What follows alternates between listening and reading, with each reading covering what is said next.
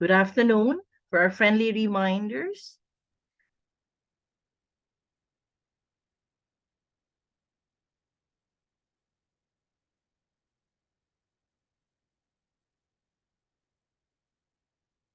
before we begin, please be informed that you will need to complete today's webinar series before you can receive a certificate of attendance from Global Alliance. There will be 2 live streaming sessions. First segment is Career World, starting at 4 o'clock p.m. Philippine time. Second segment is Jobs World, starting at 5:40 p.m. Philippine time.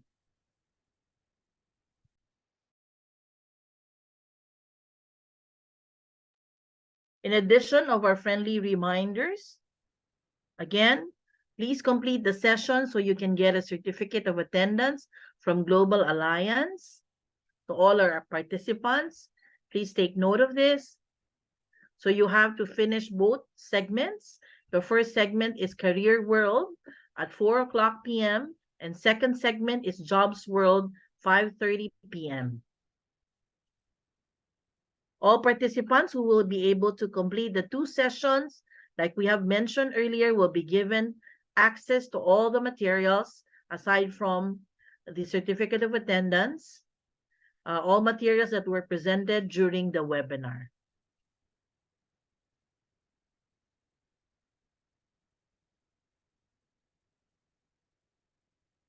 You will also get notification and updates from Global Alliance as to the link for internship and job opportunities that will be launched in November this year.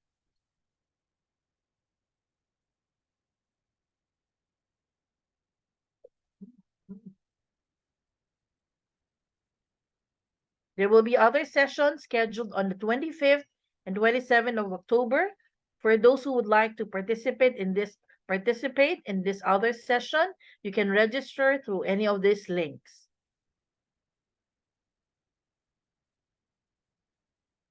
Or you can also visit the Global Alliance Facebook for more details. Thank you.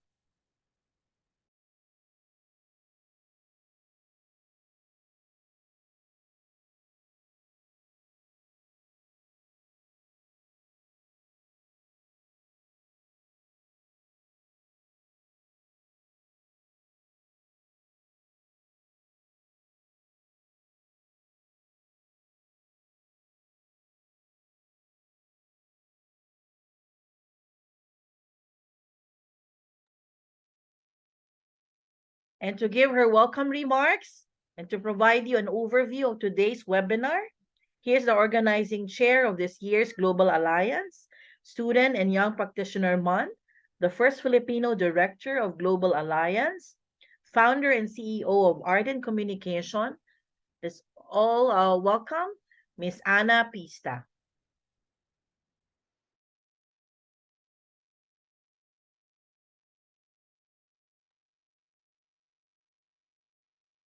Miss Ana?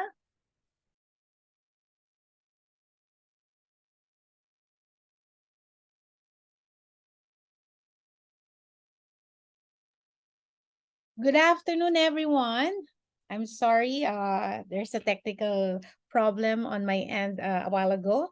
But yes, I'm very, very excited right now. Welcome to this year's Student and Young Practitioner Month celebration. We are so grateful to all of you students and young professionals who are here today. We are very happy that we can now meet you and do activities together. Of course, we are grateful too to all our distinguished speakers from around the globe. We have here Miss Catherine Arrow from New Zealand, Mr. Mox Jonehar from India, and Mr. Ming Nguyen from Vietnam. Now, to give you an overview of today's session, Global Alliance for PR and Communication Management put together a series of online activities this October that are meant to give you all, PR students and young practitioners, a better understanding of the most pressing issues in the industry today. These activities, which fall under the No Movement campaign, is an approach meant to ally the PR practitioners' worries of having no movement in their careers. It is also meant to excite PR students to become more engaged, to stay in the know of the latest trends in the industry. Therefore, It's all about knowledge sharing and providing them with information that are useful, timely, and very much relevant now. The celebration of Student and Young Practitioners Month provides a perfect opportunity for us to undertake online event executions as part of the new movement that targets budding PR practitioners, and that's you, students and young professionals. I hope that you would use this hashtag in all your social media platforms immediately after our event, because I consider you now part of the No movement by the Global Alliance. Now, key takeaways. I'm of course you're excited to know what are the key takeaways for this afternoon session. This year's live streaming events we prepared for you aim to: one, provide a bird's eye view on the impact of artificial intelligence and similar other trends in the PR industry today. Two, share with students the experiences of industry experts while working in PR-related industries. And third, provide tips on how young practitioners can get better in their chosen career.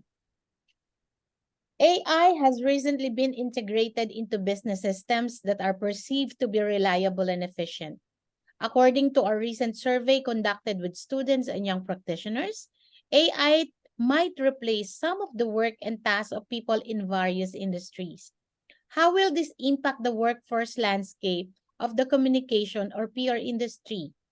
Are we prepared for this? To formally kick off the session, I would like to turn the floor over to Mr. Ming Nguyen Koa, the Director of Business Development of GB Public Relations, New York, our moderator for today's session. Me, take away. Thank you, Anna, so much for your introduction. You just made a great introduction. But first of all, I'd like to check with you if I sound clearly. You guys hear me well? Wonderful. Hi, everyone. Today, I'm so pleased to be your host. And again, my name is Mi Nguyen. I'm part of the Global Alliance. And I'm sure that today's session is going to be very exciting and you're gonna, exciting session, and you're gonna walk away with a lot of insight for PR professionals for the future. Why students? We at Global Alliance, we care a lot about our next generation. And just last month we spent a lot of time discussing this session today, and here we are today. The Student and Young Practitioner Month session. The Student and Young Practitioner Month is an annual event of Global Alliance that aims to share timely and relevant knowledge that can benefit students and young practitioners alike who are keen on advancing their communications practice. It forms part of professional development activities of Global Alliance and is being arranged in line with Alliance ongoing No movement campaign. No, you can see two words there, no and now, because you got to be preparing you guys now for your future. And that's all about the session today.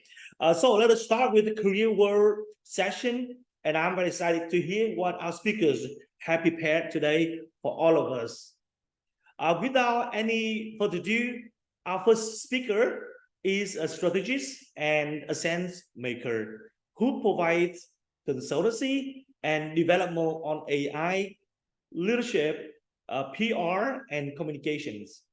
She is also the executive director for PR Knowledge Hub. Ladies and gentlemen, friends, students, and young practitioners, a warm round of applause, please, to welcome Miss Catherine Arrow. Please, the floor is yours, Catherine.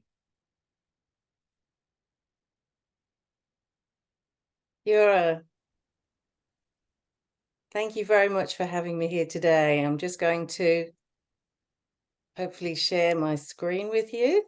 I hope that you can see what's there, and I hope that you can hear all right as well. So it's a real privilege to be here today. And I'm starting with a question for us to explore together. And that's this. You wouldn't put an engine on a horse to make it go fast. So why are we trying to retrofit AI to older models of public relations and communication? And why do we think perhaps that young practitioners and students coming into public relations and communications will do things the way that they've done in the past? But first, as I mentioned, it's a real privilege to talk with the future, and that's you. We don't often get a chance to talk with those who are going to change the world and change the sector and change the way that we do things. But today, I have the honor to speak to you, the people who are going to do just that. So thank you very much for being here. And I can't wait to see what you'll achieve in the future in your different parts of the world. And before we begin, I've brought a digital friend of mine just to say a few words. Kia ora and welcome to our session. Today, we delve into the fascinating world of artificial intelligence and its transformative impact on the field of public relations and communication management. The advent of generative AI has revolutionized our industry, automating many tasks that once required manual intervention. This will have an effect on your future practice, bringing with it the need to learn something new every day. In this session, we explore how AI will change public relations practice, how they can streamline your workflow, improve productivity, and support you in your daily tasks. We understand the importance of maintaining the human touch in our industry, and we assure you that these AI tools do not compromise on our values and purpose, but rather, they are designed to aid us in our mission. But it's not just about the tools. We will also consider the ethical challenges that come with the use of AI. How do we ensure transparency, accountability, and privacy while leveraging these powerful technologies? These are the questions we will explore, providing you with a comprehensive understanding of using AI in a responsible and effective manner. So, whether you're working in the private or public sector, still studying, or just starting out as a public relations practitioner, this session will help you understand what lies ahead and consider the knowledge you'll need to acquire as you begin your career. Our hope is that by the end of this session, you'll be able to consider how artificial intelligence can be harnessed and used in your work, while staying true to your values and purpose. We are excited to embark on this journey with you, exploring the intersection of technology and communication, and how we can use it ethically and for societal good. And, for the record, I'm a digital entity that has been created by Catherine Arrow, generated from text to video. I've been created to demonstrate one of the many ways generative AI can be deployed, so good to meet you and thank you for being here. Let's get started, shall we? Okay, so that was my digital friend, and I thought it would be useful to share that with you because the use of AI, generative AI particularly, is something that is embedded in our daily working life now.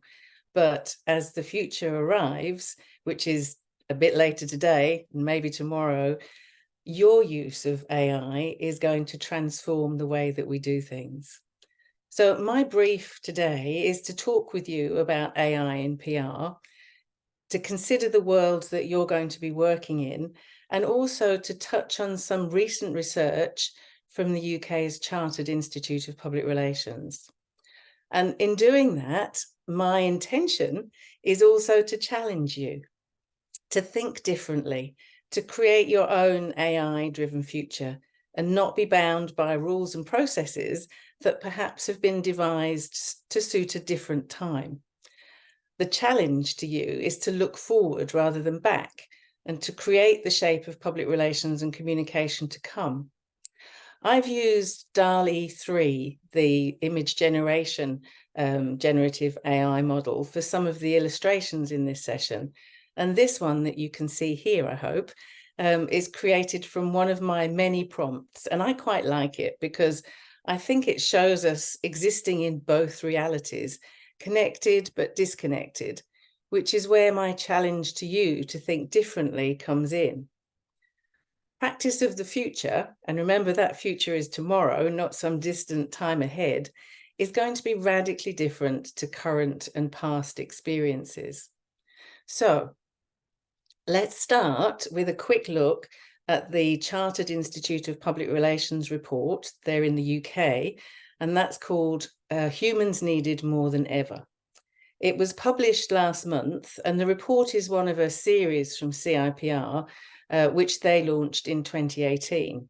My involvement with this research is simply as one of the participants, and I'm not one of its distinguished authors, Professor Anne Gregory, Jean Valin, and Swati Virmani, who tell us that the goal of this latest report is twofold: to characterize the level of human displacement on the practice of public relations, and to provide practitioners and managers pathways to learn how to use artificial intelligence tools and how to govern the use of AI. Their research found that the emerging picture is of a profession that's using AI for repetitive or basic tasks that take time and which an intelligent assistant can do well. Efficiency is improved, they say, because we can use tools that are fast, accurate, and can undertake work at scale. They report that we're also using AI for tasks that we would find difficult to do, such as finding patterns in data or completing comprehensive search. They say it allows us to be more effective because it enables us to do things that we would find impossible or too resource intensive to complete.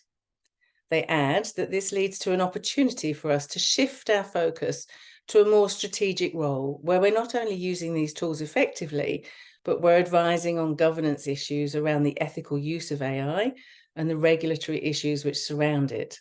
And that this positions us as reputational authorities, as organizations and governments are held accountable for the use of AI. I would add myself to this that actually many practitioners have been doing just that for a number of years, but interactions have accelerated in the last 12 months since the advent and availability of generative AI to the general public. And it's become added to our suite of business as usual tools. I know for many of you on this session today, English is a second language, and you have my great admiration in that regard, but we have tools that can help. Once this recording is complete, you'll be able to run it through some of the translation tools that are out there, like DeepL, or even YouTube's own translation tool. So that type of use of AI, Synthesia, for example, that I created the digital friend on, all of these are everyday. In terms of the report and its influence and insights, I decided to use Claude, which is an AI tool, to give me a summary of that report.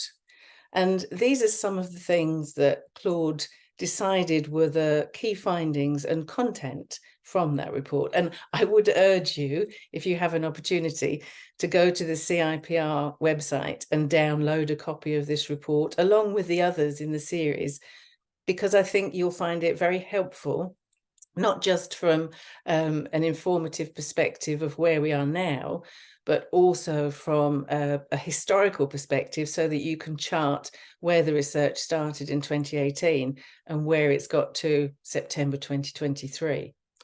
But I'd highlight here the closing paragraph of Claude's summary, because this key is education. Adoption is growing, but governance, ethics, and education are vital to harness AI safely and effectively. I asked some more questions of Claude, particularly with regard to the tasks that were analysed as being undertaken, because the report suggests that low-level or entry-level tasks to public relations and communication, some of them large, are being displaced.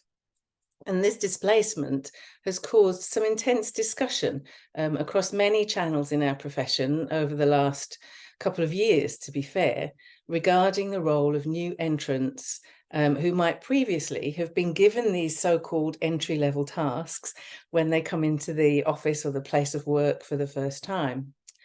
While some feel it may be harder for young practitioners now and that entry-level jobs will be scarce, my view is a little different, because in the scheme of things, research tends to look backwards rather than forwards, and your work as new practitioners is about what's next, not what's now.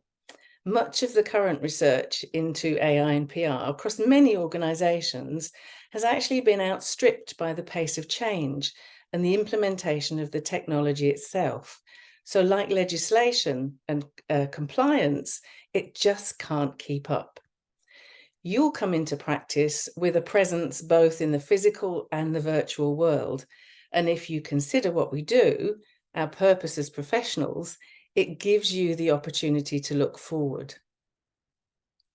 To understand how the issues and complexities of AI and digital relationships relate to us, we must be clear in our understanding of the role of public relations in society today and society tomorrow. Public relations builds and sustains the relationships we need to maintain our license to operate, and that's supported by good communication, behaviour, and developed understanding. I've illustrated this for you here, not with AI, with my atom model of PR, and that links all the elements together. Each relies on the other for success. At the heart of what we do is the relationship, and you can see here the relationship components of trust, satisfaction, loyalty, commitment, mutuality, reputation. And the relationship in turn is supported by communication, behaviour, and understanding, each of which have their own elements.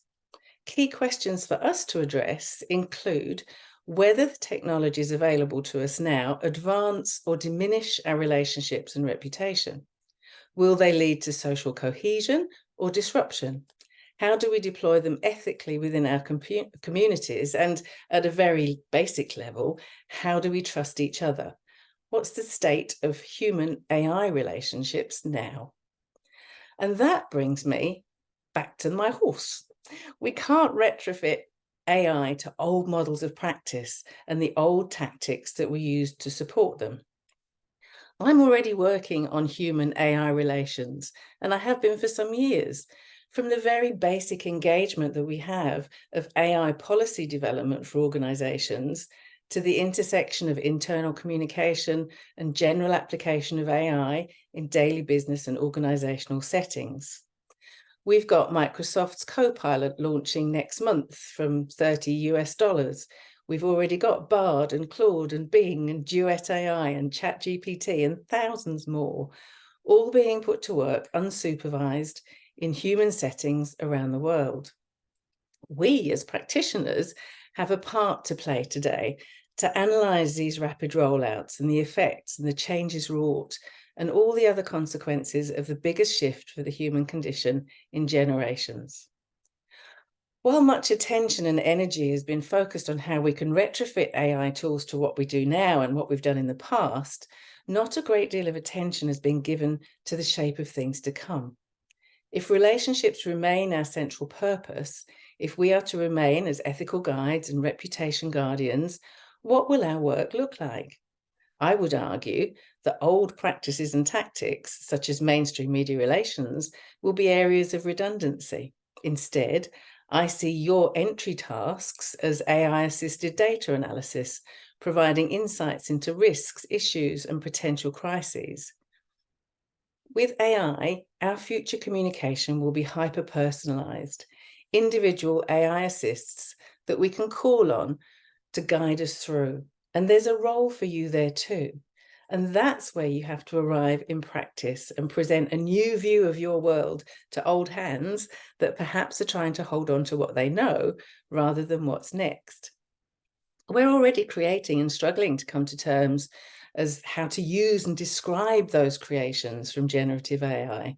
Last year, and it's only last year, when DALL-E's first generative AI was publicly available and Midjourney and others were accessible, I started to describe my visual outputs, such as my horse here, as imagination collaborations with AI. My concept refined, reprompted as images emerge to produce a final declared vision and version.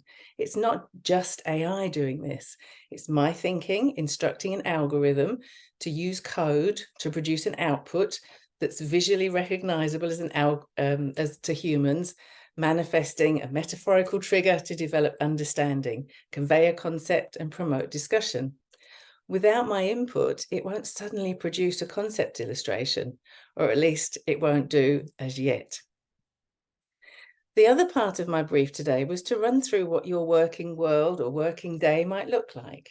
Interestingly, imagination collaborations with AI tend to be confined to its training data on the first prompt. It's only after refining those prompts that you get the output that's right for the job. And if you want to work up a skill that won't perhaps be included in your university courses, then I'd recommend that you start using your imagination and refine your prompt engineering skills.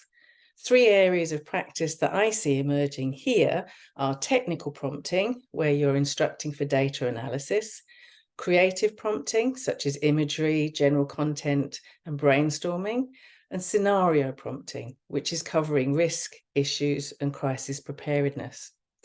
Anyway, let's explore how your day might unfold. As we head into our post-COVID era, the mix of in-person and remote work is still settling down. So your working day could be with others.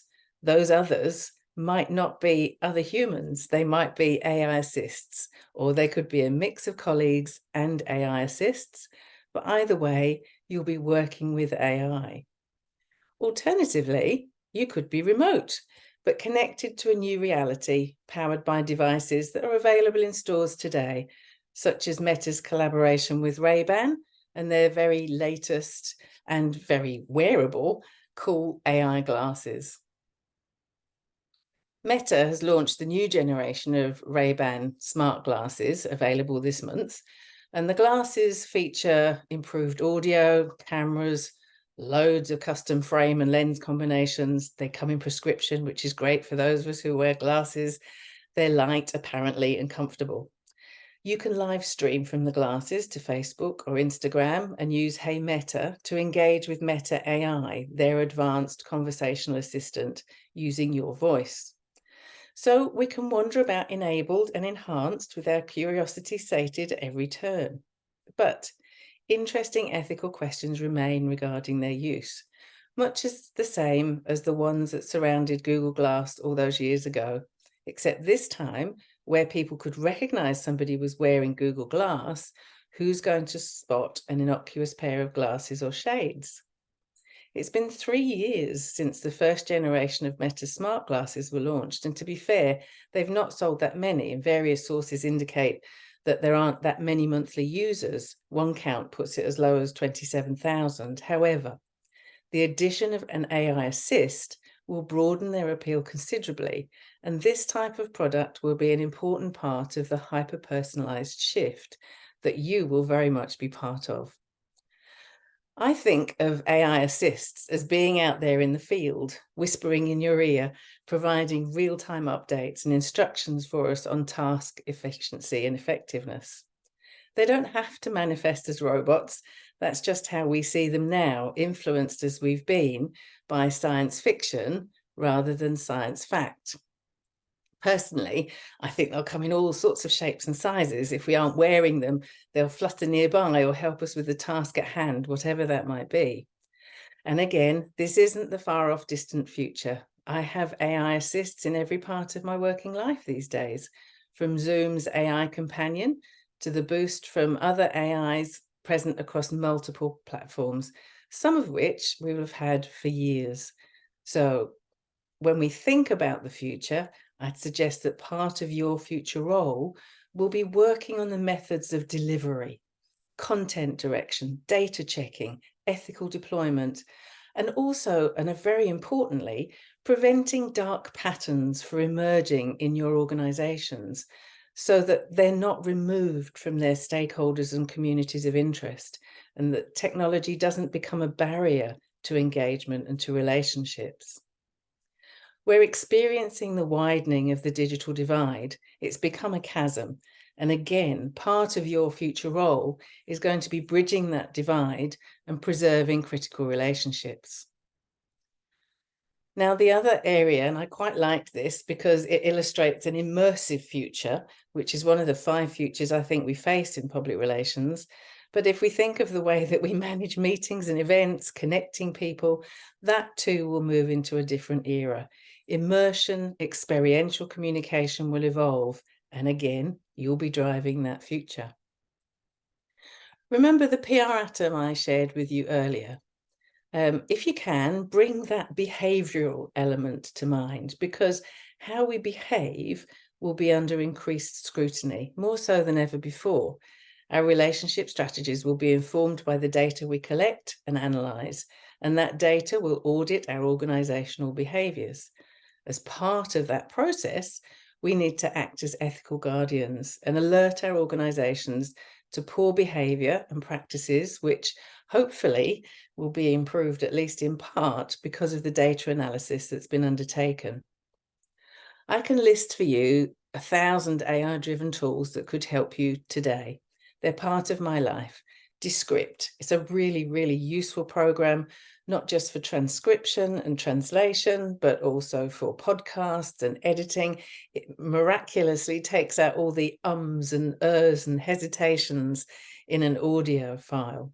Synthesia, which is the text to video, Otter AI for transcription and sending to meetings to take notes for you, Duet AI, meeting companions such as the ones through Google Meet, which will send a bot to the meeting for you to take notes and report back.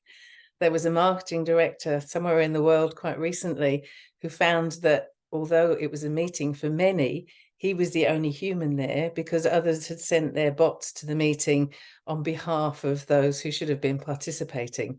And he reported it was quite a surreal experience.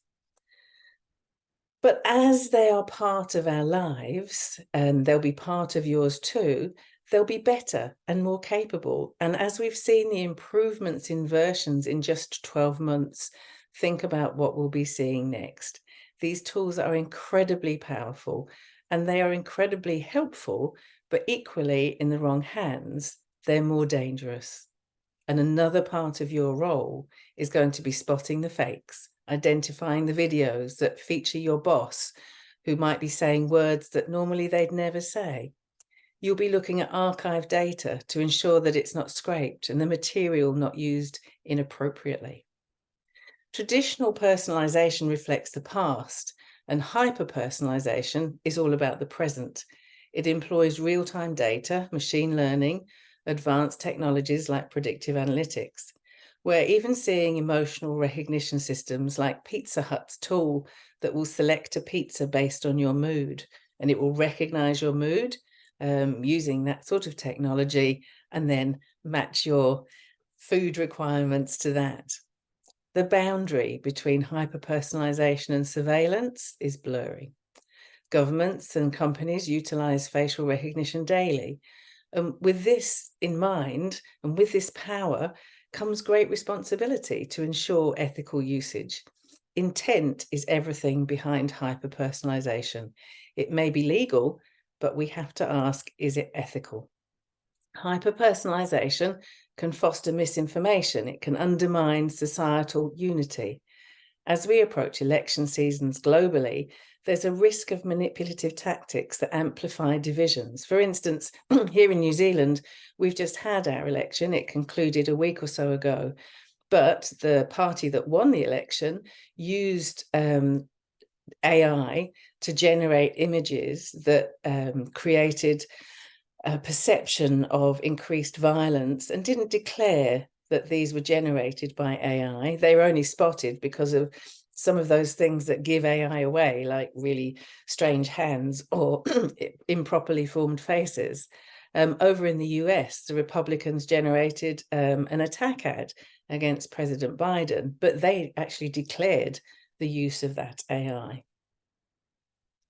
In your future, I see a time when PR practitioners may well resemble firefighters combating disinformation.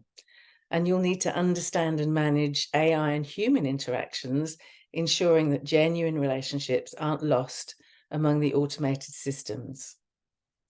I think we face 5 futures: data-driven, AI-powered, immersive, and hyper-personalized. And the 5th, as your best future, that one is slow, and that stands for social license to operate. And it's a slow future, not in the sense that we're dragging our feet when it comes to change, not at all. Very opposite, in fact. We need to be quick to adapt. We need to identify both opportunity and risk. The fifth future is a laser focus on our organisation's social licence to operate. Public relations has always been concerned with gaining permission, the licence to operate, to be allowed to do what we want to do. However, as AI integrates ever more deeply into our societal fabric, the emphasis will be on securing a broader societal licence. And that stresses the urgency for public relations professionals to evolve, to learn, and to continuously adapt. And as the world stands on this precipice of change, it's imperative to ask every time it's deployed, are we doing the right thing? Public relations professionals, armed with the power to shape perceptions and narratives, must steer their organisations towards genuine progress, prioritising humanity and ethical considerations at every juncture. In essence, while technology and AI will inevitably advance, the real compass directing their course will be human values, ethics, and relationships. And you are going to be the people holding that compass. In a recent unparalleled event at the United Nations, a panel of humanoid robots were ushered onto the stage, and they symbolised the rapidly approaching future where AI and humans coexist. The intent was noble, to tackle the global challenges, especially the 17 Sustainable Development Goals.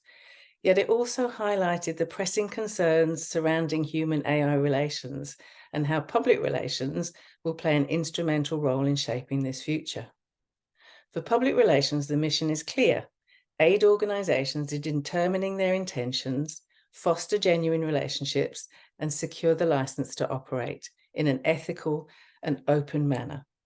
This role, integral in human-human relations, becomes pivotal in the human-AI dynamic. While task-based models will become obsolete due to AI capabilities, relationship-centred models will flourish. These relationships will not also, just involve humans, but entities such as my digital friend, and that necessitates an understanding and mutual respect.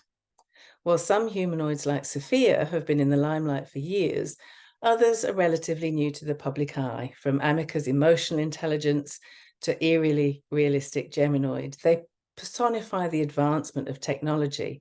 Notably, most robots represented as adult young females, and that to me reveals a paradox of representation in the tech world.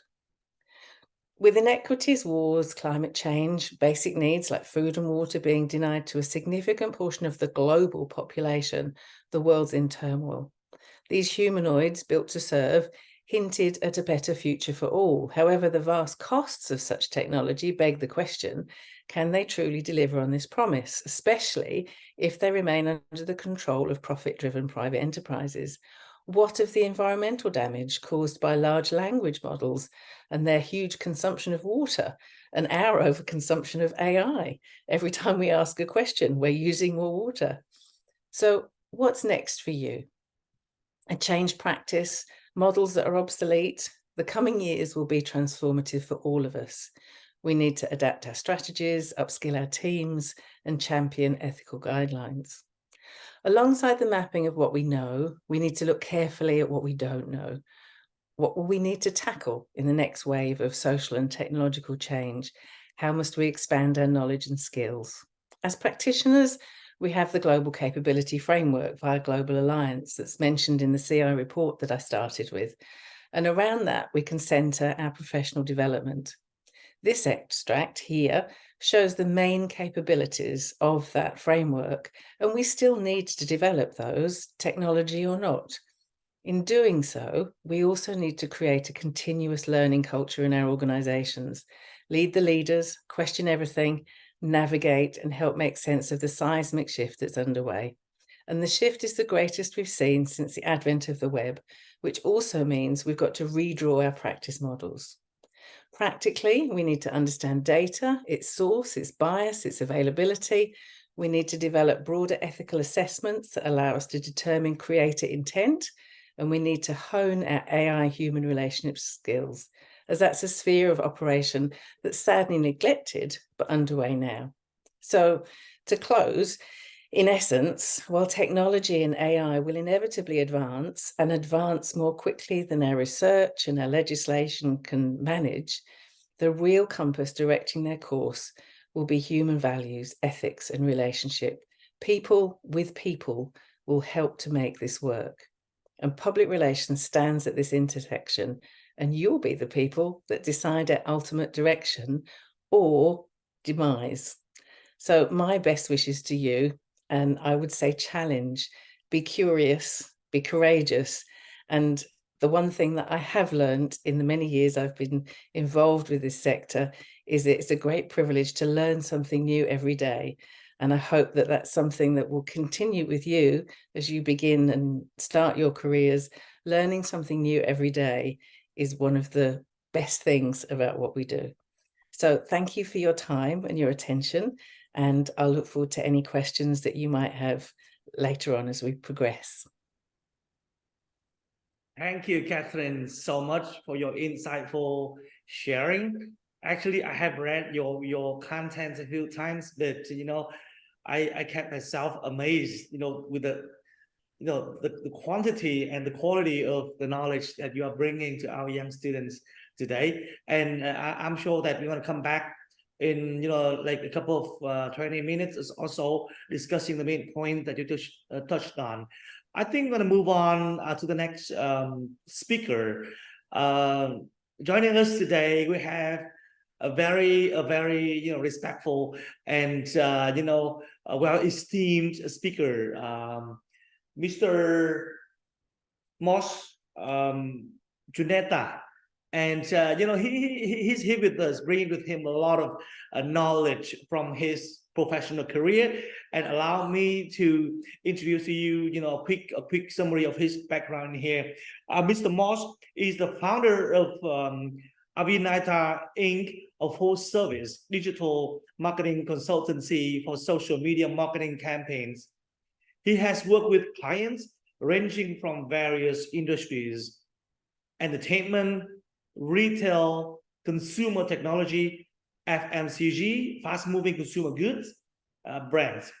Mr. Moss has been the president of Waikiki Media India and the secretary for Waikiki Conference, pioneering work within Wikipedia in India, which is so amazing about him.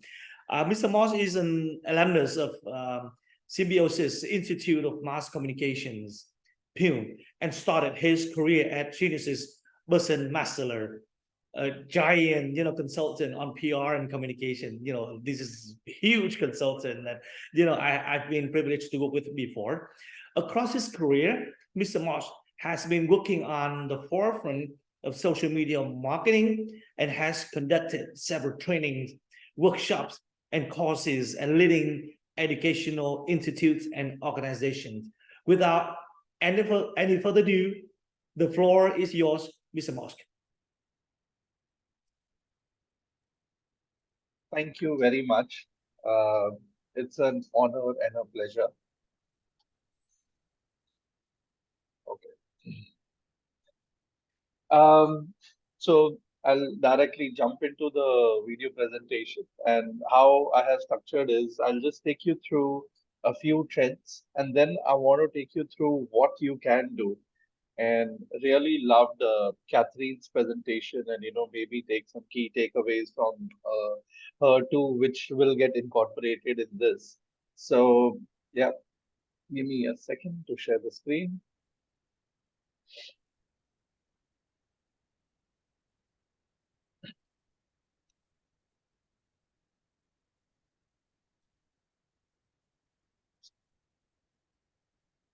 So the first trend that we see is micro influence.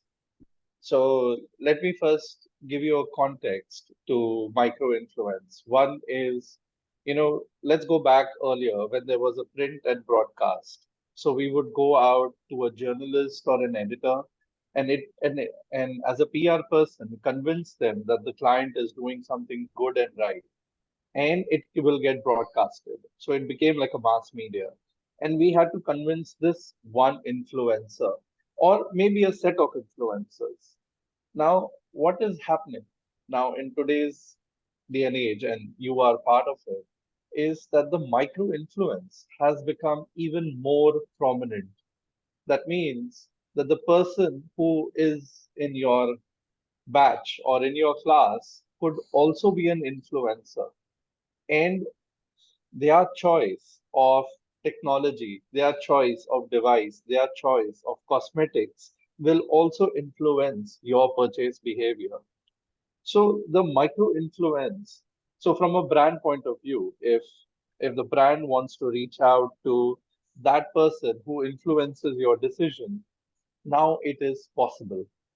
Based on a lot of parameters, of course, it will become possible. So, but at the same time, the job of a communication and the PR person today has become that we have to identify these micro influencers who will, make who will influence the purchase decision. So that's one. Um,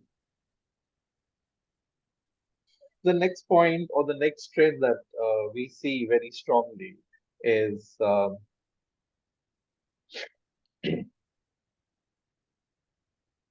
is measurement. Now, you know, let me go jump directly to the second point, which is ROO versus ROI. Now, if we are able to define our objective quantitatively, then our return on objective will be better than return on investment. Now, if I have to compare it to an advertising medium or PR to an advertising medium, what tends to happen is that the value, the intangible value that the PR coverage or the PR influence brings in today is far greater than the advertising value. And one of the key reasons for that is we have a person who will be endorsing. The person could be the influencer, the person could be the journalist, the person could be the TV editor, the person could be the radio broadcast manager who is choosing that news to be covered today. Now, it could be through influence, it could be through earned media, it could be through social coverage, but it can be measured. So it becomes even more important for you today to define your objective most quantitatively. So then when you are actually running your idea, running your campaign with the idea, running those smaller, conversations online, your return on objective will always be able to achieve and be measured. So that's trend two that I see. The trend three is authenticity. Now, what is happening, and Catherine also pointed this out, due to AI, and of course, there have been a lot of, narratives which, go on also at the same time in the media. And, either the competition is putting out a narrative that your client is not doing too well, or there could be just a whole lot of reviews coming up on just Google Maps stating that the brand is not doing too well. And that is not true because the competition is also putting. So, authenticity and being very, very specific will become very, very critical, uh, to showcase out there. And one way of being authentic is, like I mentioned, is being very, very specific. So that will bring in a lot more ideas to, and how authentic you can be. The next point or the next trend that we see as communication is ESG, sustainability, having a long-term view. A lot of consumers today are actually making a purchase decision based on if the brand is environmental friendly or not. If it is, then they will choose that particular brand over other brands. But at the same time, there is greenwashing, where, sorry, they are claiming to be environment friendly, but they are spending money more communicating that they are being environment friendly, but they are actually not doing that much, or maybe not doing at all. So that's also becoming like a kind of a trend, but you have to be very, very careful over here, what you say and what you are actually doing. But I think more importantly, the skill that you can adapt as com students becomes most critical. That you should be able to uh, adapt that sustainability point in your communication. It could also be that emotional connect with your consumer.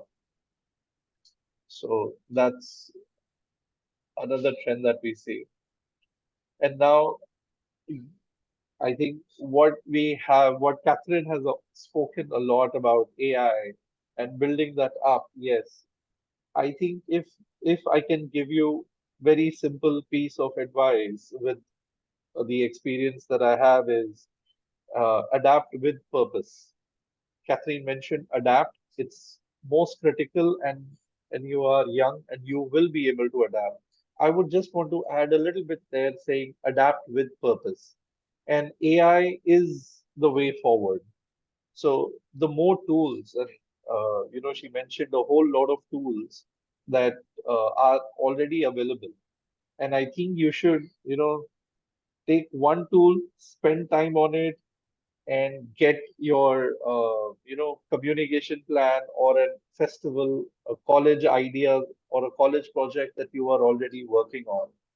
So I think starting with that, it would become uh, most important for you adapting to AI, and that itself will become very empowering for you, and even it could be one of the things that you can showcase in your resume. Now, I want to take you through a small case study in India done by Cadbury's. Just have a look at it, and then I want to take you through smaller nuggets of pieces of information that what can more be done. Okay.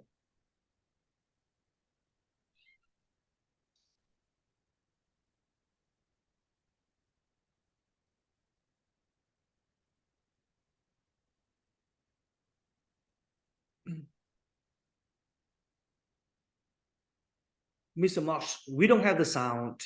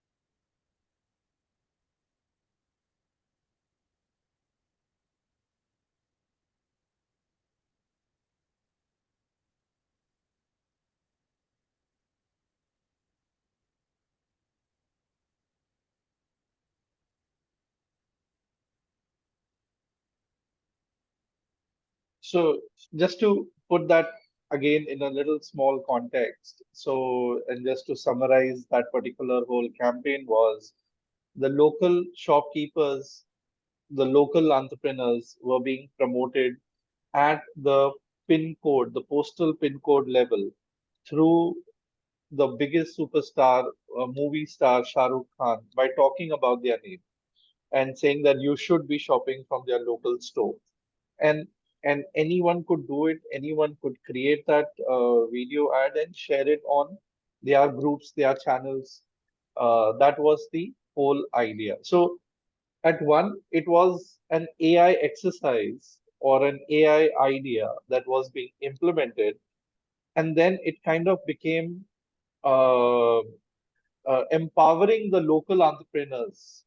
So that also adds most value because then it kind of reaches out to your, going back to trend first, micro influence. So you are kind of reaching out to those people and creating more and more opportunities for that person to buy.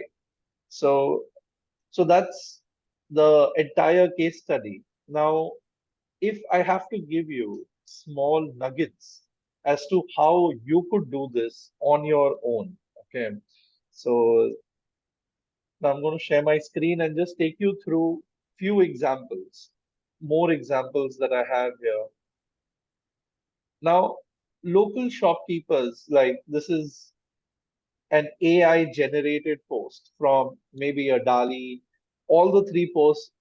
Now, if you log on to a e-commerce website, having a photograph of your product should not be difficult. But here they have used an AI generation to promote a particular category. So it is being implemented in small nuggets across. At the same time, using ChatGPT may not always be a great idea because here, if you see, they have kind of used, and I'll give you a few seconds to read what's marked in that box.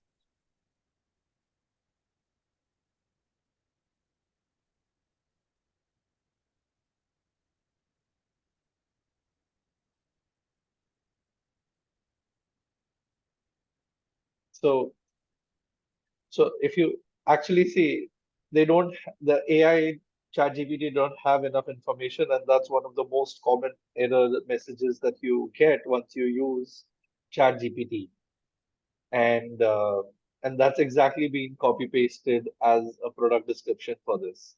So I am all out if you use ChatGPT. Okay, it's great to collate information, but at the same time, after collation of information, someone has to still review it, someone has to still personalize it, make it brand legible, or follow the brand guidelines. It cannot be that it's taking all the information and knows everything. Your job of research of collation has become easier, but that doesn't mean that your job of reviewing has stopped. So again, AI is great. AI is doing a lot for you, but AI doesn't complete the entire process that as humans we do. Okay. Now I want to take you through what else is happening on AI. Now, if you look at this image, so this is a simple image, animal cell structure. I'm an eighth grade student. I need to learn about this. Can you explain this to me? This is on ChatGPT 4. It's a paid version of ChatGPT. And now it's able to read visuals.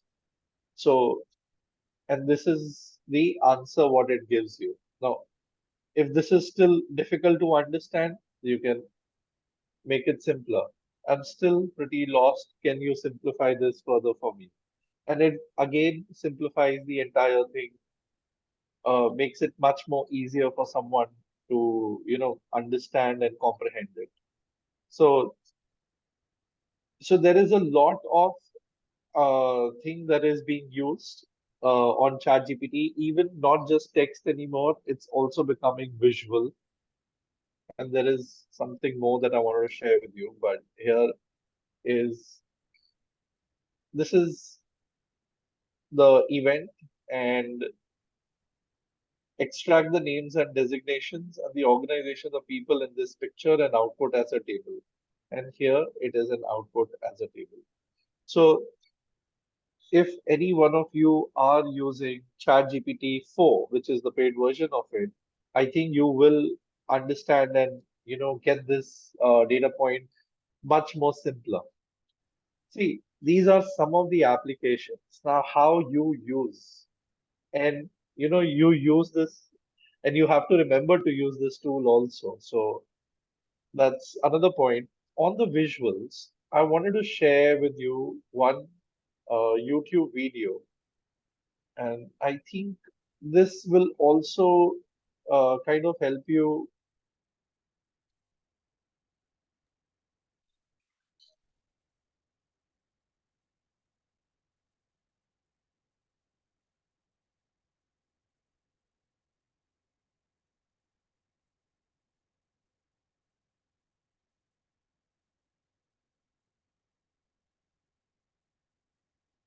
So, okay, I'll just create a nutshot. I know he's talking very fast.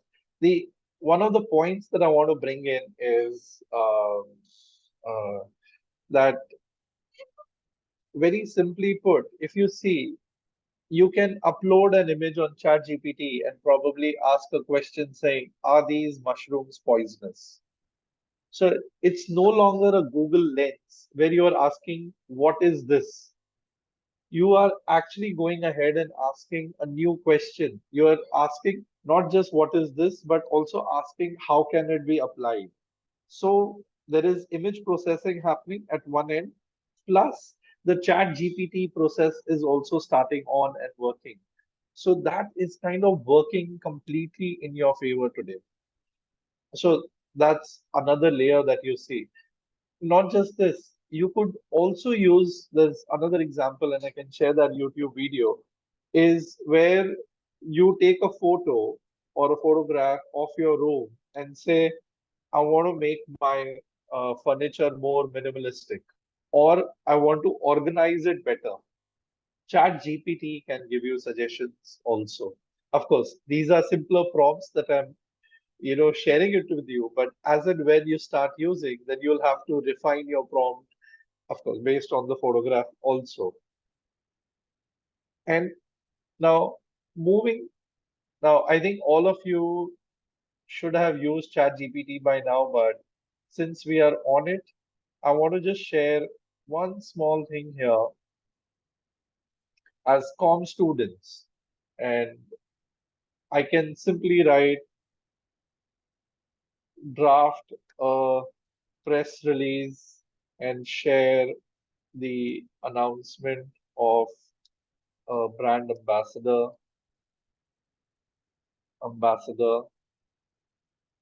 and then the entire press release with the inverted pyramid structure followed. We can get it.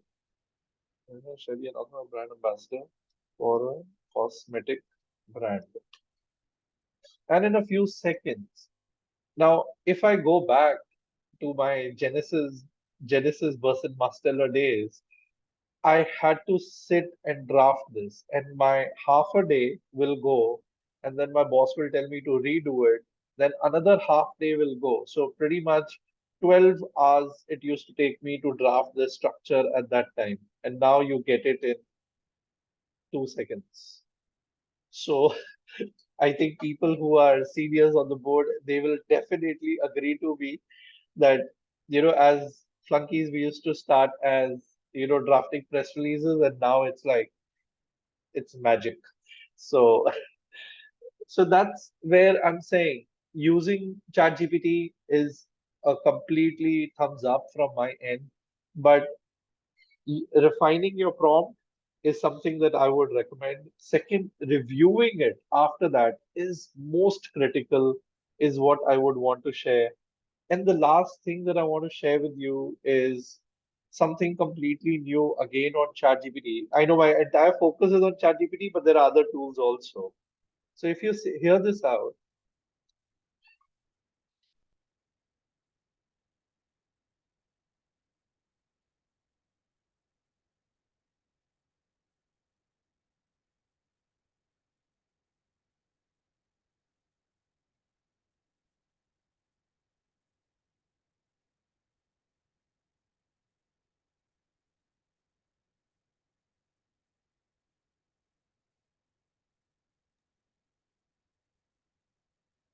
Mr. Mox, I'm afraid we don't have the sound.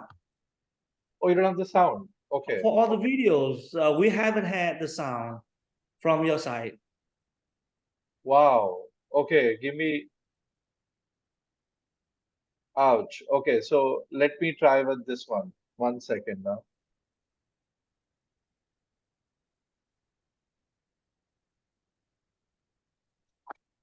Yeah, it's on your headphone. You can hear the sound, but we don't. Because the sound goes to your headphone.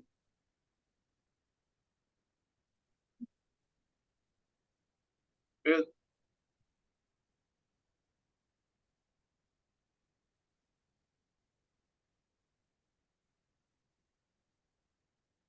can you hear it now? No, I'm afraid not. No.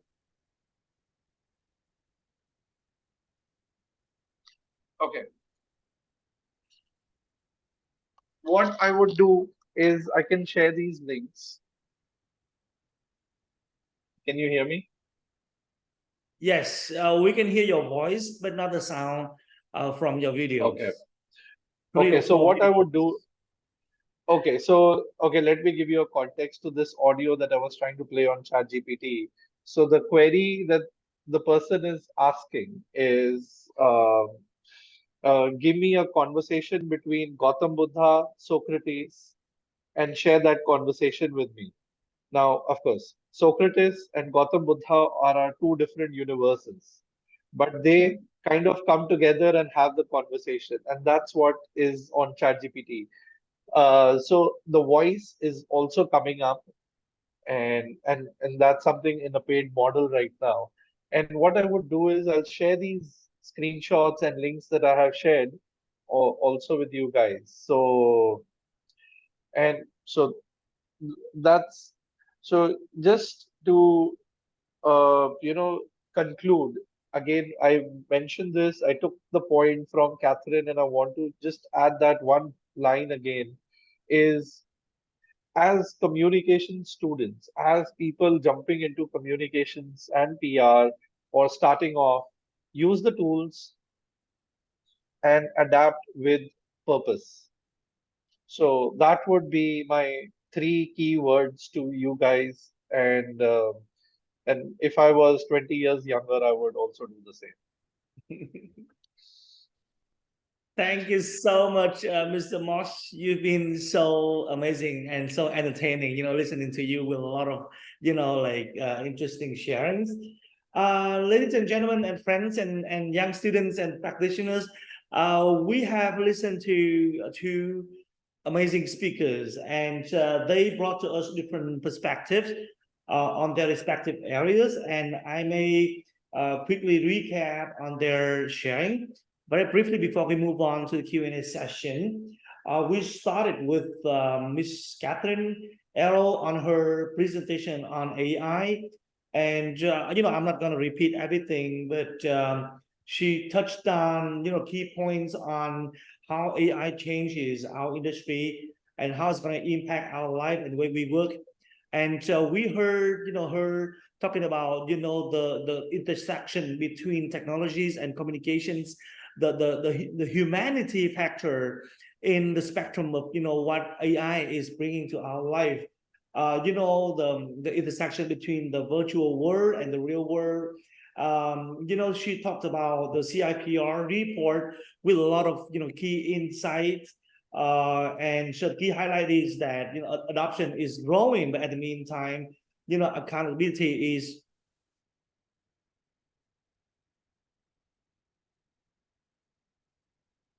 Oh, he's gone.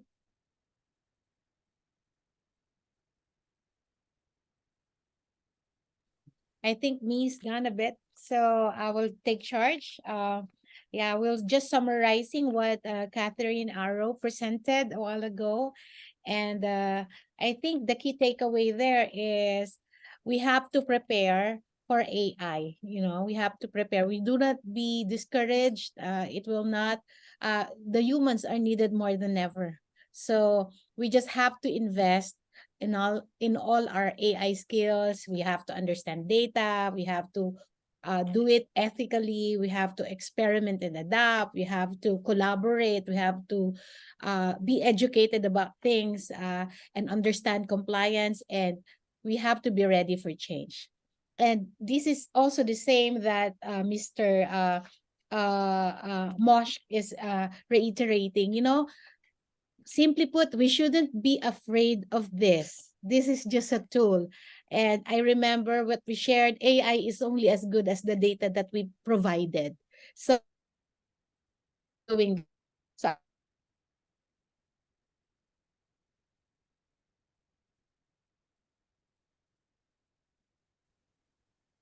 okay. I've seen one question here, and I think it's worth sharing. Although Catherine already answered this, I think it's good to be shared with the rest also. If photos and video should be declared as AI generated by content creators, should PR professionals or agencies also disclose to clients if their communications or PR plan was generated with AI? Anyone can answer. I'd just reiterate the answer that I've popped into the chat, and that's if AI is involved, then declare it. In the same way as you would say our colleagues, Anna, Mosk, everybody contributed to this. It's part of the process, and that transparency needs to exist. So policies that are created for organizations, whether they're consultancies or whether they're a public sector organization, all need to guide everyone as to the transparency policy that exists. But declare if it's used, and declare percentages as well. I mean, it may not be that AI has generated everything. Is it an imagination collaboration, or is it simply something that's helped with research? You know, you can determine what percentage of contribution has been made by generative AI, because that's really what we're talking about here, rather than the other types of AI and machine learning. So yeah, tell all. Thank you, Catherine. How about you, Mosh? No, completely agree with Catherine to what she said, and no doubts, because we have been using AI for generating, when the client gives us a brief. So we kind of use AI tools, especially Mid-Journey, and we send out like, "Is this what you want?" And the client says, "Yes, this is what we want, but can we now make it into our brand guidelines?" So then, then it kind of it becomes easier on the flow. But we are still not using the AI image and posting it publicly, saying that this is what the client says. So that's still not happening there. But definitely, to get back to that answer, if I had to post it publicly, I would definitely say it's AI generated. I would not go out saying that it's my own. Okay. Another question is, how important is the role of communicators in building trust? Do you believe that we as an industry are complicit and can be held responsible? Responsible for mistrust, or? Yeah, mistrust and disinformation. Well, I think it depends, and for those practitioners who abide by a code of ethics, then they would be adhering to that code, most of which, if we think about the Global Alliance ethics protocol, that has clear guidance on transparency, honesty, integrity. And if those are worked too, if it's an ethical practitioner, then our role is very much about building trust and trying to prevent and spot mis, dis, and malinformation in all of their forms. For those who are perhaps bad actors, they're not necessarily going to be abiding by any code of ethics, and as such may be part of deceptive practices. I mean, I cited the example of the National Party here using undeclared AI to create a perspective of criminal behavior. And it was portrayed in such a way that it looked as though this particular robbery had taken place, but it was actually generated by AI. And that is not the right way to do things at all. I mean, as communicators and as public relations professionals, the relationship is at the core of what we do, and that has those essential components of trust, mutuality, commitment, loyalty, reputation. So it's fundamental to our purpose and what we do. And if we are ethical practitioners, then we have to take that responsibility very seriously. Thank you for that. There's another question, probably Moss can answer this. How will AI impact PR professional fees? Will clients be willing to pay more or less for AI-generated content plans? How can a PR pro charge equitably, or it should not matter? Okay, that's the question.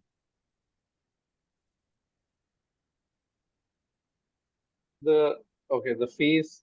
So honestly, I think it's more to do with internal productivity currently. So I feel there will be only the persons who are prompt engineers and the top management. I think the middle management roles will become low and low. So that's the way I see it. But but coming back to the AI impact on fees, I think uh, I don't see that increasing, but I think we can take on more work. So I think we can take on much more work.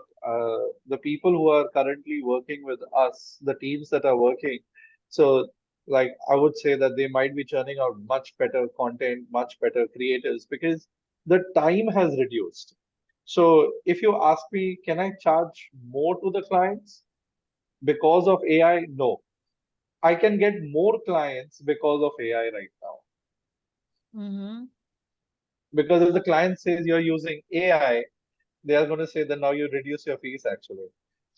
Oh yeah. Because I just want to share that I have one client who stopped paying continuing their retainer fee for us because they said that uh they will just use Chat GPT to to to come up with their press releases for the company, and it's a telephone company. So what can you say about this, Catherine and Mox?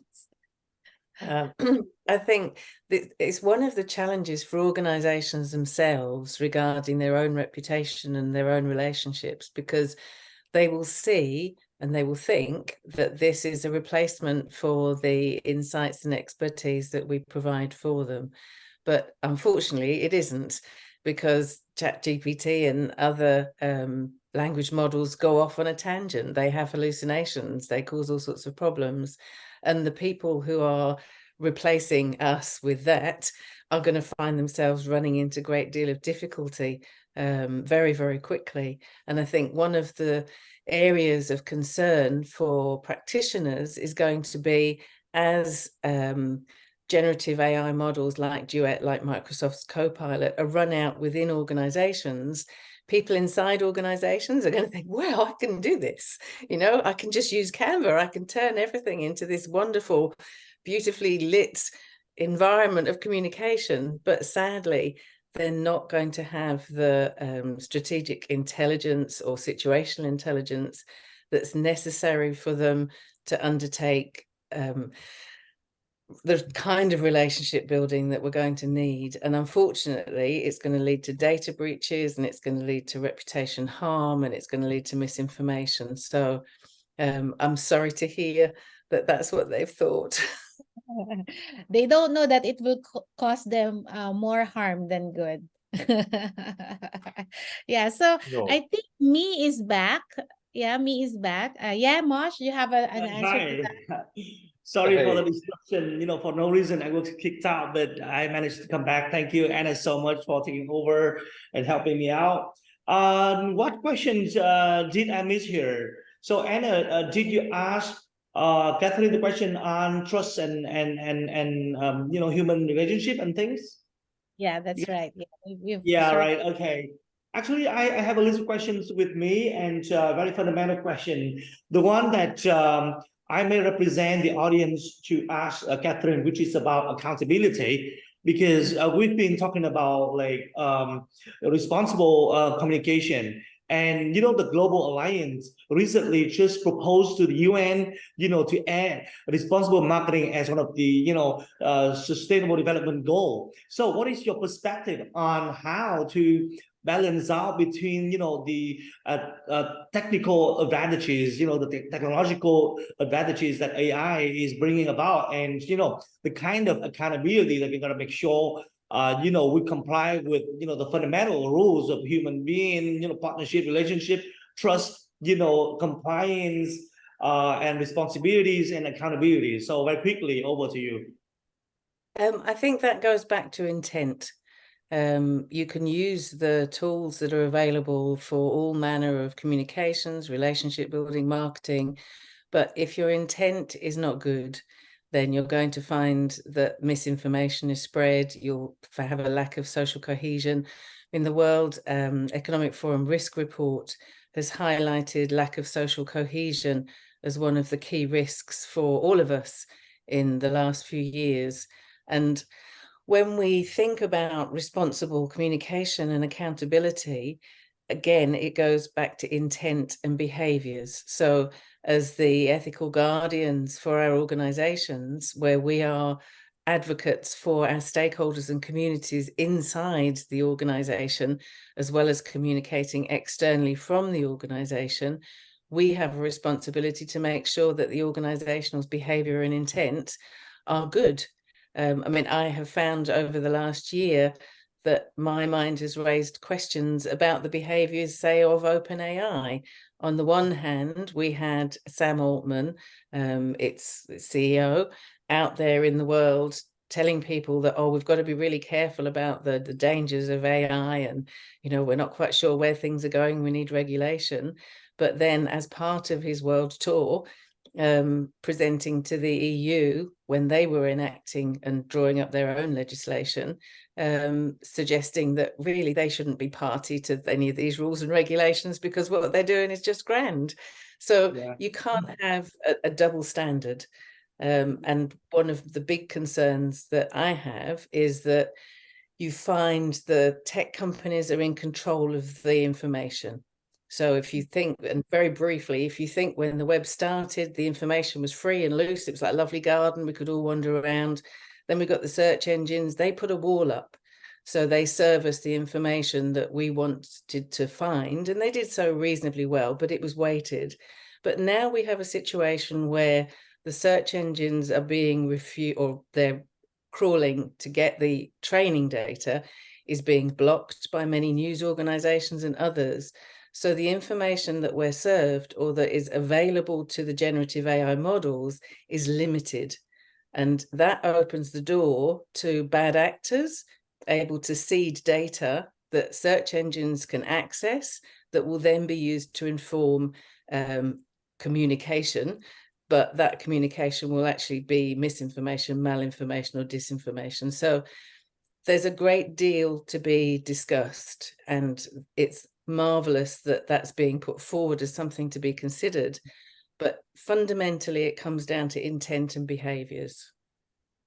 Yeah, Catherine, quick recap on your point. I think the intent is important, and what resonates strongly for the young students and practitioners going forward is that your future will be driven by self-regulation, which is the next stage of development in our society, and be walking away with the fact that you will be deciding how the future look by applying your like self like intent and how you're gonna handle your business day in day out. I don't think I have a lot of time left. I think one last question for Mr. Moss before we wrap up in here. Let me recap quickly your presentation. You had trends, macro influence, measurement, authenticity, ESG, sustainability, and AI. I would ask you another question about AI. Just quickly on authenticity, because we've been talking about like intersection between humanity and machinery. So what is your take? What is your advice for our young students and young professionals? What it means by authenticity and how it's going to determine the quality of the business and the work that they're going to do in the future?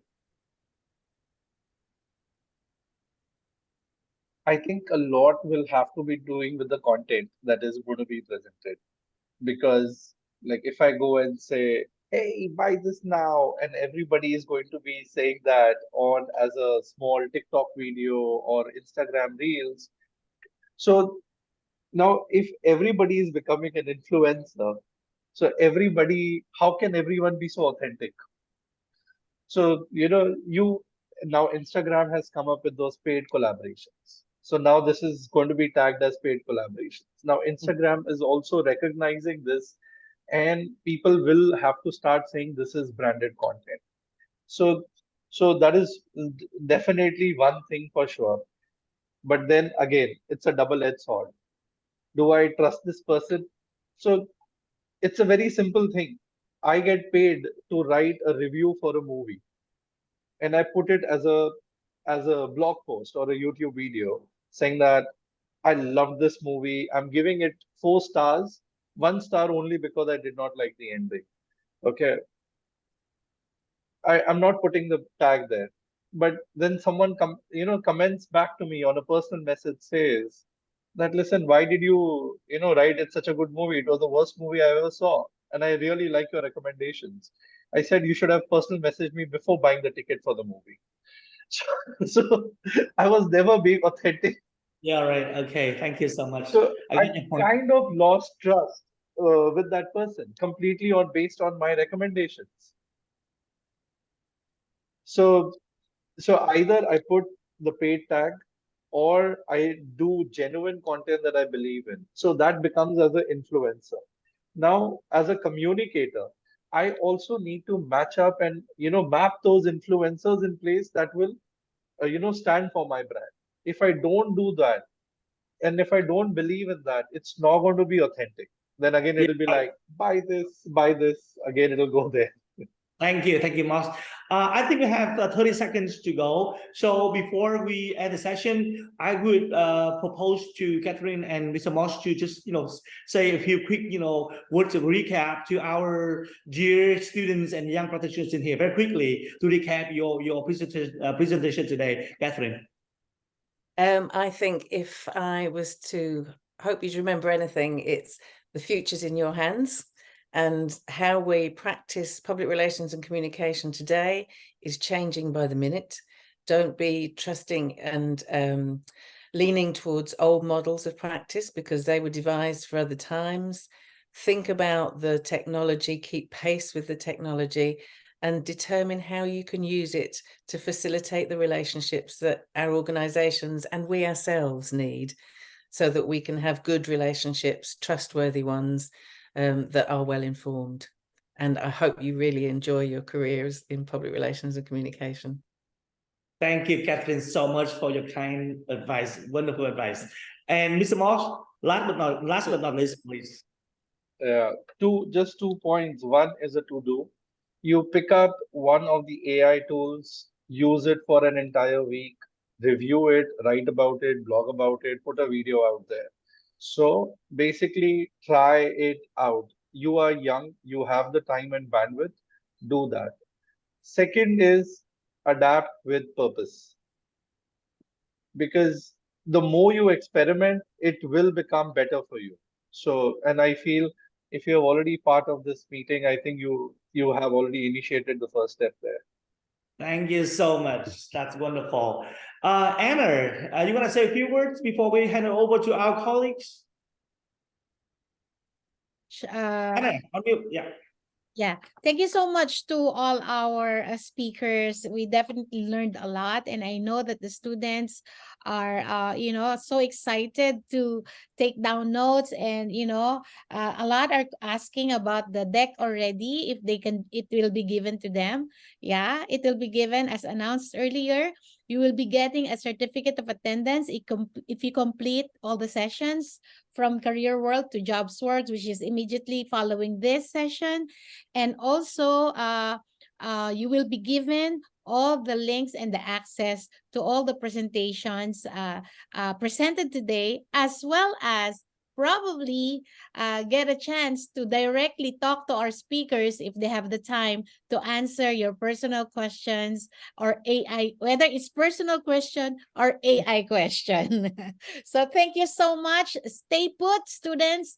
Thank you, Me, for moderating this so well. And we would continue on later.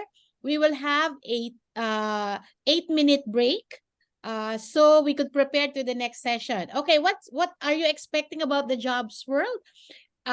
We are expecting to hear tips from the experts. I know some of you are already working in the PR industry, and some of you are just, college students wanting to work in the PR industry. This is your chance to ask the experts about the job and the universe of PR as a whole. You will be given tips, you will be given advice, you will be given a lot of coaching for the jobs world. So stay put. We will just have an 8-minute break and then we'll be back. You don't need to try to register again. Just, it's the same link anyway. Just stay put and do what you gotta do in 8 minutes and be back later. Thank you, everyone. Thank you, everyone. Thank you.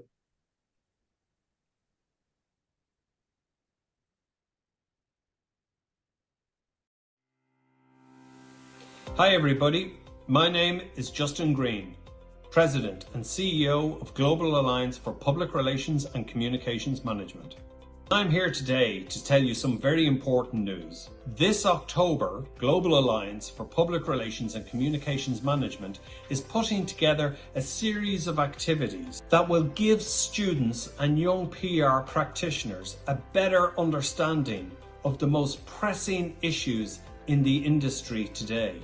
Now, these activities, which are under our banner of No Movement campaign, will form part of this year's celebration of Student and Young Practitioner Month. For this undertaking, our ultimate goal is to help further stir the hearts and minds of young practitioners who are looking to join the ranks of PR professionals right around the world. To do this, we will assist PR students and young practitioners in expanding their knowledge and networks. We will also share with them inspiring stories so they could have and will have a greater appreciation of the PR profession. Now, our speakers, many members of the academic and industry practitioners, are all experts in their field, and they will help explain the vital role that young practitioners and students will play once they join the industry. That said, I'd like to invite each and every one of you to join us in making this year's celebration for Student and Young Practitioner Month a success. To our regional councils from Asia Pacific, Africa, Europe, Latin America, North America, and the Middle East South Asia, I'm counting on your support again this year to make this endeavour happen for young students and young practitioners. On behalf of Global Alliance, I wish you all the best, and I again encourage you, each and every one of us, please join us for Student and Young Practitioner Month during October 2023. Thank you.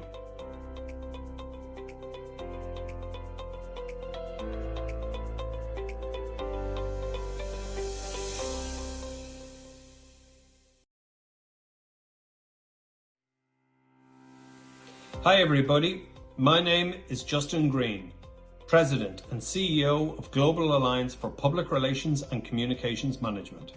I'm here today to tell you some very important news. This October, Global Alliance for Public Relations and Communications Management is putting together a series of activities that will give students and young PR practitioners a better understanding of the most pressing issues in the industry today.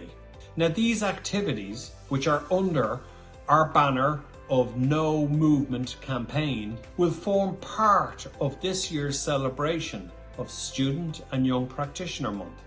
For this undertaking, our ultimate goal is to help further stir the hearts and minds of young practitioners who are looking to join the ranks of PR professionals right around the world. To do this, we will assist PR students and young practitioners in expanding their knowledge and networks. We will also share with them inspiring stories so they could have and will have a greater appreciation of the PR profession.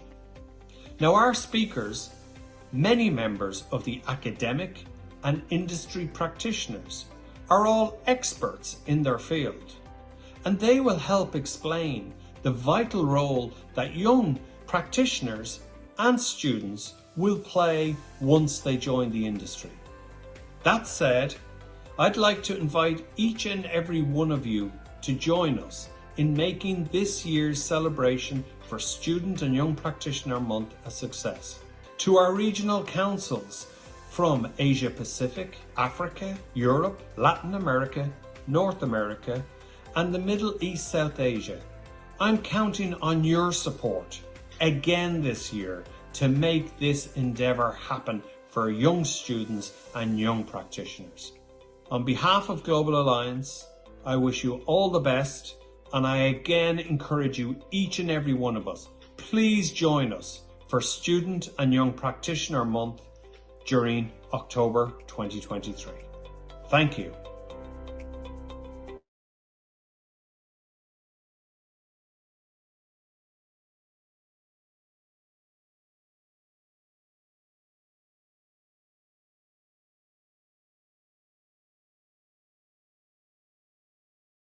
Before we proceed to the second session of this webinar, please allow you to give us or give you some friendly reminders. Please be informed that you will need to complete today's webinar series before you can receive a certificate of attendance from Global Alliance. There will be 2 live streaming sessions. We're done with the first segment, which is Career World. And now we will have the second segment, which is the Jobs World.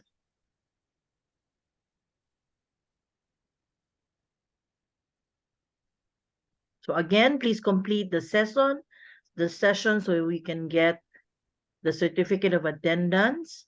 All participants who will be able to complete the 2 sessions will be given access to all the materials that were presented during the webinar. You will also get notification and updates from Global Alliance as to the link for internship and job opportunities that we will be launched in November this year. There will be other sessions scheduled on the 25th and 27th of October. For those who would like to participate, here are the other sessions and registration details for Africa and Europe region and Latin and North America region. Or you can also visit the Global Alliance Facebook for more details. Thank you.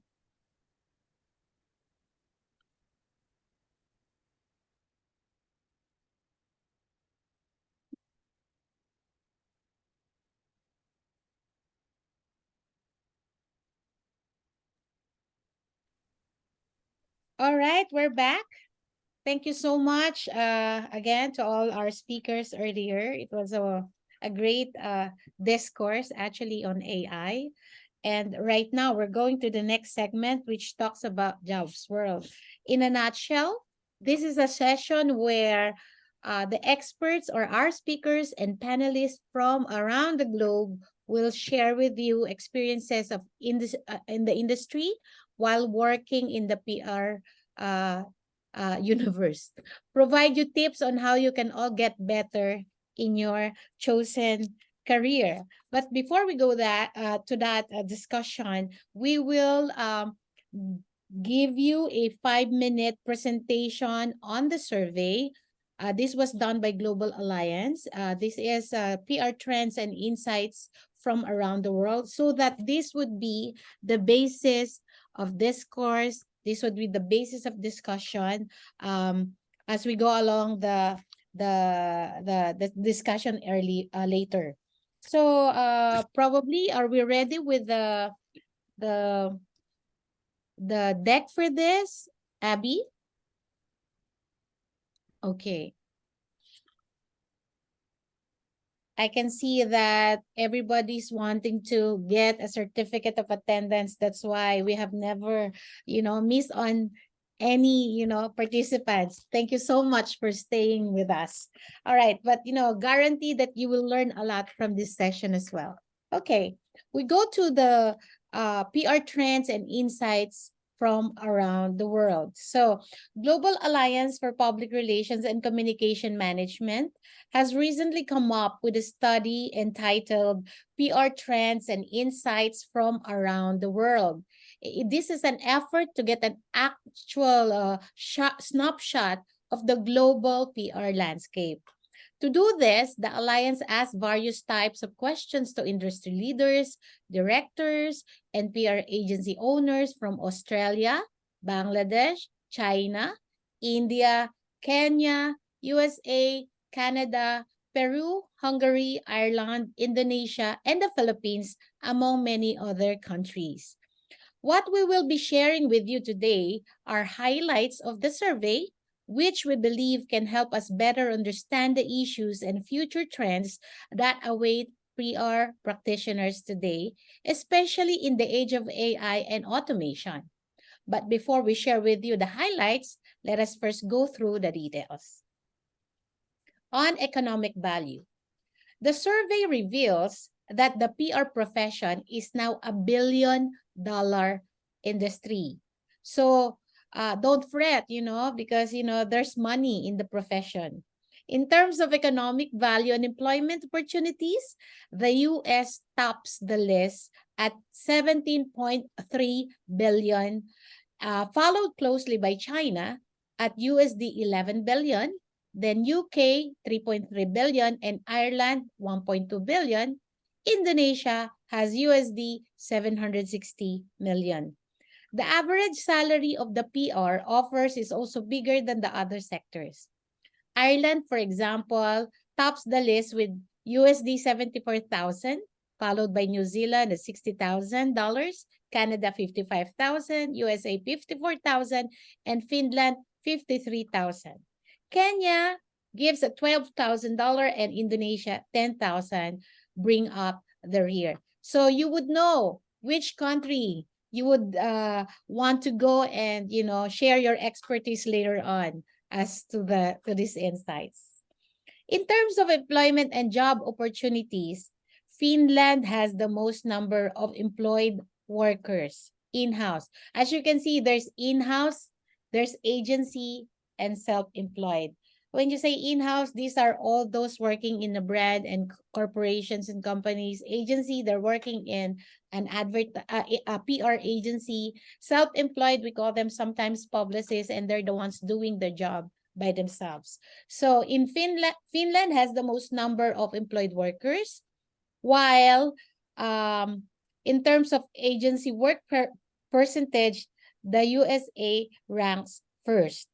Puerto Rico, it's good to note that Puerto Rico has the most number of self-employed PR practitioners at 50%, followed by Canada, then the US, and Ireland. Let's go back to that slide. Main working and expectations of practitioners. Okay. So a survey on the main working roles and expectations. So what are the skills that I need to have if I'm going to work in the PR or communications industry? You have here 8: strategic planning, crisis and issue management, media relations, event management, community relations, CSR and ESG, digital communications, and social media. So those are the top 8. Okay, nature and type of work duties carried out. So if you go to Canada, the important skill sets that you should be having would be on strategic planning, media relations, crisis and issue management, digital social media communication. In the USA, if you go to USA and work there, you should be experts in crisis communications, ESG, digital communication, social media, and media relations. Now, if you go as far as Puerto Rico, You have to have knowledge in crisis management, social media management, media relations, community relations, and event management and production. Going to China, you have to be expert in doing event management, strategy planning, and new media operation. Indonesia, also in strategic planning, crisis management, media relations, including writing skills. Finland, strategic management, media relations, social media, digital and online management. In the Republic of Ireland, they're high on communication strategy development, general media relations, event planning, crisis management, digital PR, and social media. Let's go to France, where community manager tops the list. Next slide, please. Kenya. In Kenya, you have to be expert in doing events management, social media management, and online communication website, other online communication job. In New Zealand, high on strategic communication, media relations, community relations, and crisis communications. In Peru, digital PR, online communication, event planning, and community relations. United Kingdom, strategic planning, media relations, crisis issues management, and management and people and resources. Now, those are the nature of type of work duties carried out on those countries. Now, let's go to threats facing PR companies, practitioners, and the profession. What are the threats? In Canada, the threats are financial constraints because of the post-pandemic, still is trying to recover. We are all recovering anyway. Reputational risk, negative social media campaigns, and PR leaders being universally accepted as part of the C-suite. Puerto Rico, other concerns or the threats are AI and deepfakes and shrinking news media outlets. I think it's the same with other countries anyway. In China, the threat there is the importance and the position of PR industry that need to be further recognized. Professional training, lack of professional personnel, those are concerns in China. The challenge of continuous learning and career promotion brought by the change of media environment. I think it's the same in the Philippines.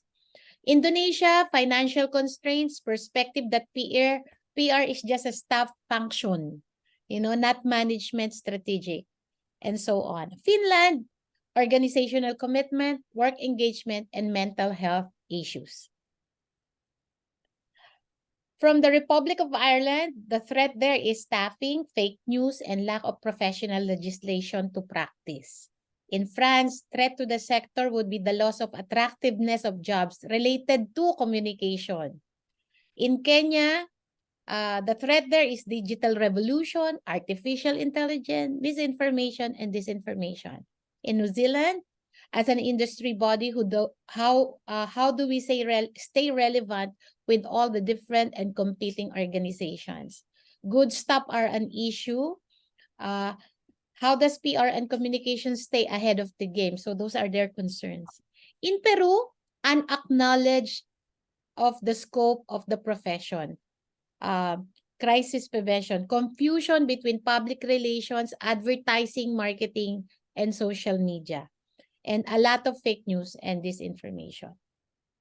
In Hungary, they lack talent, ethics, and technology. In Bangladesh, layoff, artificial intelligence, and low pay.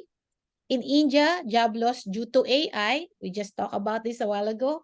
Blurring lines of digital influence and rate of talent upskilling. Philippines, where the threats are spin doctors, trolls, fake news. In Australia, adapting to AI and new technology. In China, after the pandemic, customer communication budgets are decreasing. So the key takeaways from this survey, there are only two.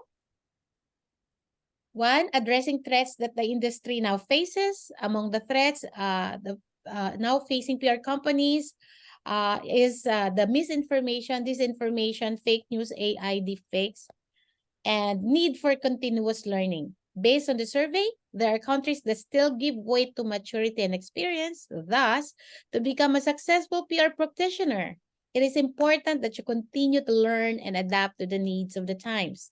New technologies like AI will continue to emerge. Learn to accept the change Also, age is just a number. So if you have the needed skills, there'd be work for you in the industry regardless. So I will now give the floor for the discourse to be led by our moderator from Indonesia, Ms. Giselle Buot. Thank you, Anna. Good afternoon, everyone. Hi from Bali, Indonesia. And yeah, true enough, this is like a gathering of experts for this session. So first of all, thank you again, Anna, for the introduction, and a heartfelt thanks to all of the participants who are here. Your presence truly brightens our virtual gathering.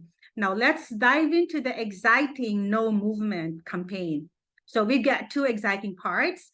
We just finished the career world before, and now we are ready to dive in or jump into the jobs world. And this is really going to be a whirlwind of insights, discussions, and inspiration. So in this jobs world webinar, we have to talk about some tips and insights on how the industry experts will have a lot of experience to share in PR related fields. And that would also, would involve like investor relations, advertising, marketing, and media relations. So our mission today is clear. We want to create a community of people who have similar interests and are here to learn, share, and grow in their profession. So by the end of this Jobs World session, we hope you will discover interesting relationships with fellow job seekers and industry experts.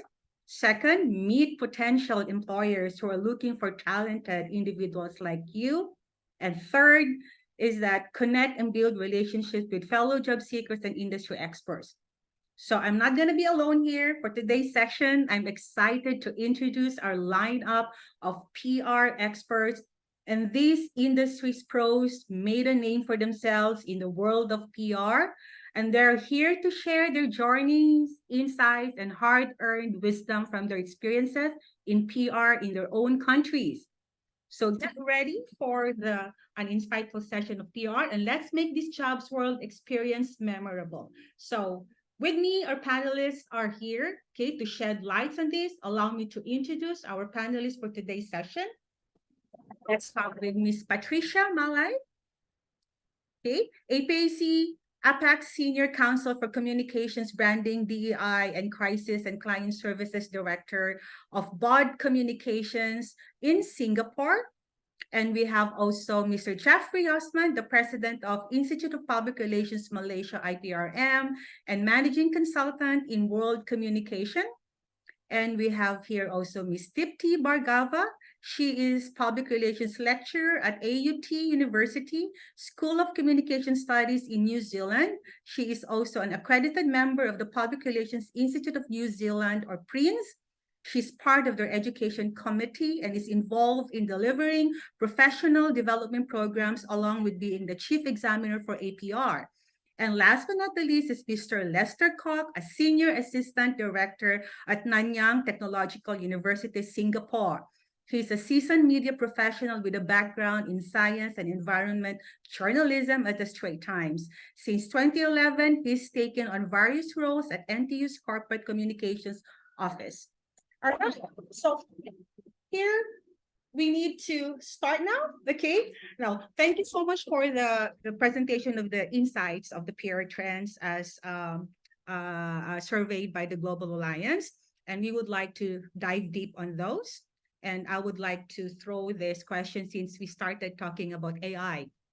You see, so as we know that the PR industry, according to the survey, that it's now $1 billion sector, as what Anna said. Don't fret, there's money in this. So the US leads the way with 17.5 billion in economic value and jobs.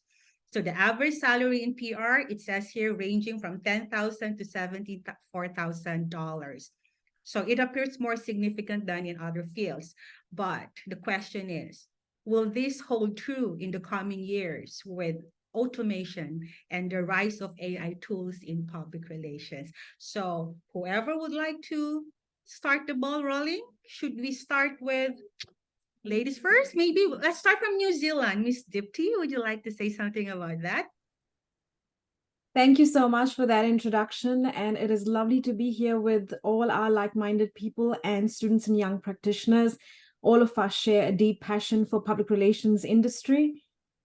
Going back to your question about AI, and we've just heard from Moksh and Catherine on that, and I absolutely agree with it. AI is here to stay and evolve over time. So the point is that at this stage, AI is not at a point where it will be replacing human jobs in public relations, but generative AI, for example, we talked about Canva and ChatGPT and even Adobe's new tool, will be used in public relations to automate some parts of the job. Still, we will need young practitioners to be upskilling. So it's not a matter of losing a job, but it is a matter of losing to competition in case you're not ready to be proactive and upskill. And at the same time, you need to be someone who's thinking quite critically, not just about what's happening now, but also imagining the future, imagining what's possible in the future. So what will be needed from young practitioners is a lot of courage, is a lot of creativity in imagining what's possible in terms of how AI can be applied, and a lot of critical thinking in considering the ethical application of AI and making sure that it is done in a way that still manages and maintains good relationships and reputations. Thank you so much, Ms. Dipti. Anyone who would like to give her insight? Let's do it with Patricia from Singapore. Sure. Hi, Giselle. Hi, everybody, fellow panelists, and everybody dialing in from all over the world. So happy to be here with all of you. I mean, AI is on everybody's mind. Every event I've been to the past 2 months has been talking about this. And I absolutely echo everything that Deepti said. I think at the end of the day, public relations is about relationships between people. And at the end of the day, people still want to know that there's a person or a human being at the end of that email, at the end of that phone call, at the end of that press release, whatever that may be. So something that we've done in Bud Communications, where I work, for example, is we actually have stands on generative AI, where we're very clear about work that we do that may have been assisted by Gen AI. So we don't hide the fact, and I don't think you should. I think DT is absolutely correct. It is here to stay. And just like social media, where many years ago everybody was threatened by it as well. I hope I'm not carbon dating myself when I say that, but when I started my career, I wasn't. Social media wasn't even in the equation. And so when that new technology had come around, everybody was also very threatened by it. And I see Gen I in the same way. The communications industry just has to evolve along with it, because technology will continue to barrel along, right? Innovations will continue to happen. So what do we need to do as professionals? Exactly like what everybody's been saying, we need to innovate along with it and make this technology work for us and not against us. So for now, what we see is that the technology is absolutely in a capacity where it can automate a lot of what we do. Will it replace people? Absolutely not.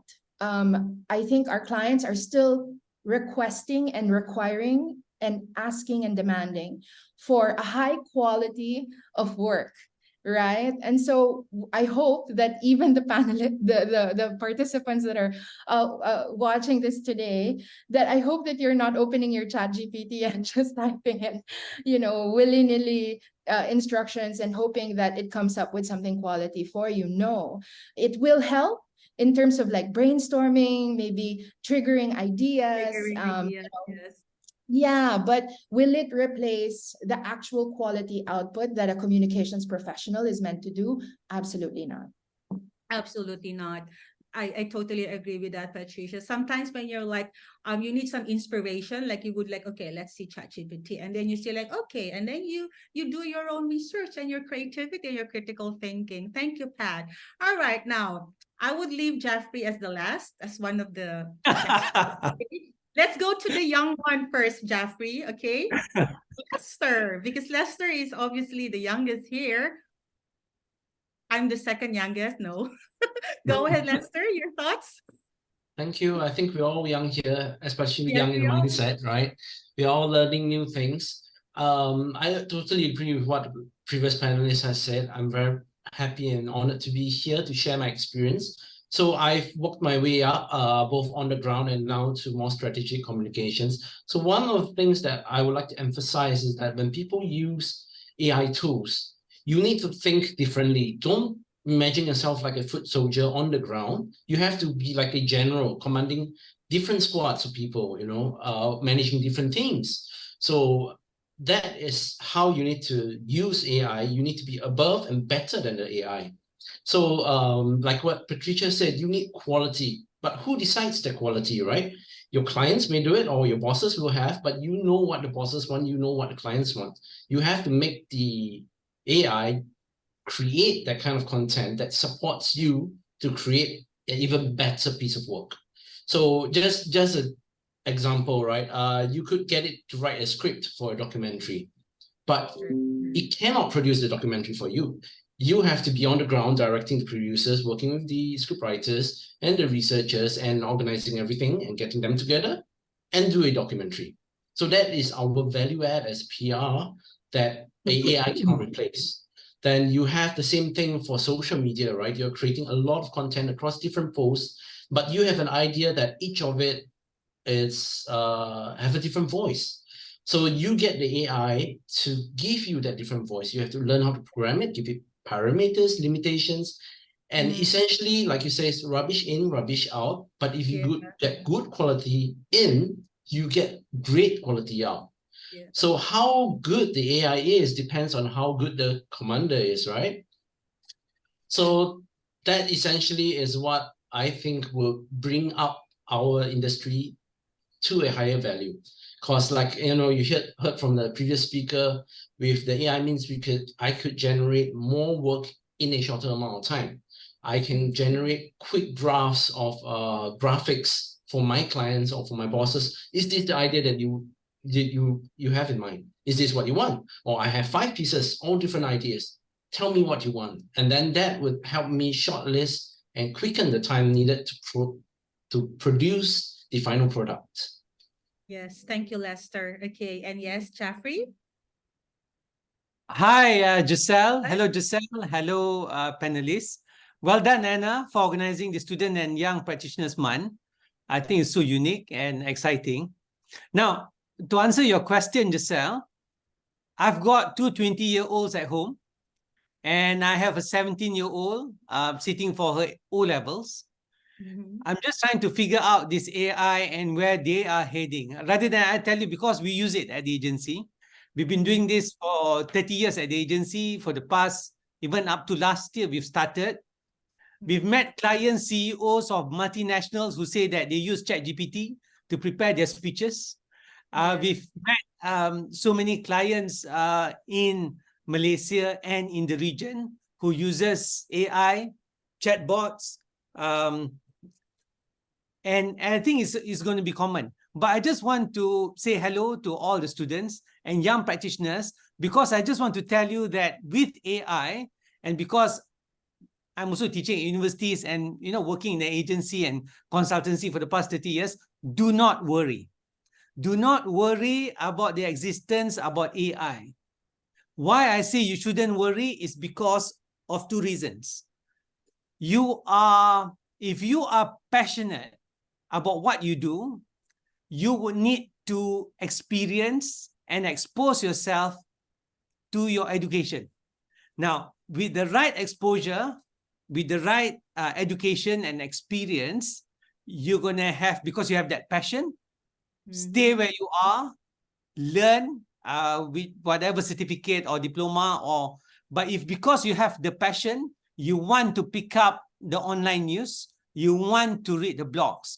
My biggest fear about unemployment with AI are when young practitioners or students do not have enough content to challenge the AI or ChatGPT results. This is the biggest concern, because to win, then comes passion. And I would like to talk about love, because without passion and love, there's no point being in this profession. And finally, it's about winning. Now, whether you're a student and you're trying to win the hearts of another guy, or you're a student to win another heart of another girl, or you're a student that you want to win the heart of the employer, you must have the passion and the love.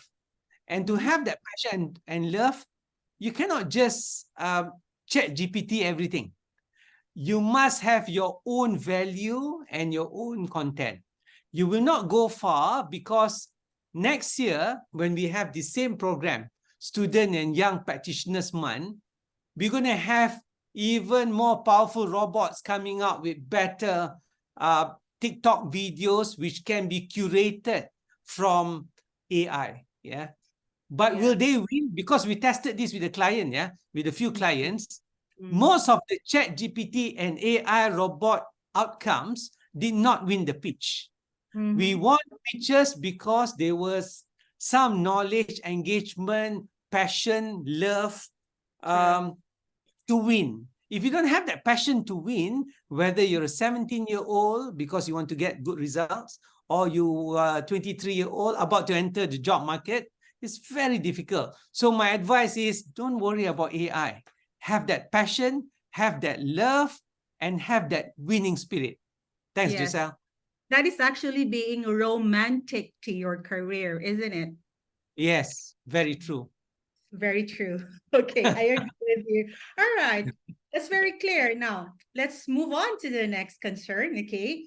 Now, as the survey also explored, like what skills peer practitioners need most. And top on the list, like we have strategic planning, crisis communication, media relations, event management, and CSR, community relations. Now, do you think AI tools like ChatGPT can master the skills? I mean, this is just like saying like, no, passion, but how do you see AI changing PR and could, it would not replace human roles in the future for sure, but would you like to add more on like these particular skills that ChatGPT or AI can not replace? Just be specific, like one skill that definitely ChatGPT or other AI can replace a PR role. Anyone would like to start with it? Jeffrey, you wanna start with that? Yeah, I'm fine. Giselle, it's very difficult with all the lists that you've mentioned. There could be 20 things that we do at the agency, from the strategic planning, strategic comm, the PR, campaigns that we do, the media release, media relationship, the events, the digital campaign, all are done at the office. I would like to suggest to students and young practitioners, those days, you can say that this would be what that I would like to be passionate about. It's very difficult for you to say that next year or the year after or in 2027 or 28, because you will be challenged by AI. But what I want to say is you will have better value if those days you want to be a specialist. Ladies and gentlemen, I really think that you need to become a generalist. If you would like to do a campaign and win the hearts and minds of your customer and your employers, it's very difficult for you to say that I'm really good at copywriting and I will stick to being a very good copywriter for campaigns. Whoops, you're going to lose your job. Because to be a good copywriter, you got to understand the video environment. To be a good copywriter, you got to understand the clients, who could be a 25-year-old CEO at the opposite side of the table. So there's a big play here. So my suggestion, Giselle and everyone's online, please understand the bigger picture. I think Giselle and some of you have attended, for example, our ASEAN International Film Festival. It's impossible for us to do just media relations work or just strategic work or just client engagement or just, we have to understand the bigger picture. Everyone that is in the team, from a 23-year-old executive to the directors who are in their 40s and 50s, must understand the bigger picture. especially because of the world that we are living in with AI and ChatGPT. Thanks, Giselle. Thank you, Jeffrey. Now, I know that there are so many views that other panelists would like to share, since we have a lot of questions and we only have like an hour and a half to discuss this. But if there's one of you, again, like probably from Deep Tea, Patricia or Lester, would like to add on that, then that should be it. Sure. Well, I'd like to add a slightly different point of view here is we always talk about the fears. So we always talk, and it's human tendencies, natural, to think about what bad could come out of this. But we Yeah. should also look at what good can come out of this and what are the opportunities here in terms of new PR jobs. So there is, we talk a lot of the generative content, for example, but we also have to think about the data that goes into create this content, right? Yeah. And a lot of that AI support comes from comms. So if an organization is going to create a chat bot that is going to be fed through the website, which is going to be talking to its customers, that relationship building end, a lot of that content will perhaps be written by PR and communication. Yeah, if you're going to use a digital influencer like Shudu Graham, for example, completely AI generated supermodel, someone is going to write the Instagram posts that go alongside, and that is going to come from PR and communication. So we need to understand and be proactive in upskilling ourselves so that we are able to advise our clients and able to advise our organizations in how to do this well and how to do this in a way that is ethical. And I keep saying ethical because that is going to be a key issue here. Representation already in AI generated content is become a key issue because there's limited minds going behind or limited data sets going behind the content that's coming out. So is it actually a fair representation of our communities? And that's where PR and communications can actually support. True, very true, Dipti. All right. Okay. So let's just move on to another issue that we would like to talk about, because this is again a continuation of AI. Like we know that PR companies, practitioners, and the industry itself are grappling with threats, including misinformation, fake news, AI, and deep fakes. So in this era of trolls and bots and AI, how do you believe communication professionals should respond to and tackle these challenges? So maybe you can cite a specific example for this. Yes, maybe Patricia would like to have a say in this. Thank you. Sure. To be honest with you, the threat of trolls and misinformation and all of these kinds of black propaganda tools are going to continue to become even more massive or more threatening, right? And so I think it's really important for the participants, especially the young people that are, here with us right now, to understand the role of a communicator in making sure that we're telling the truth.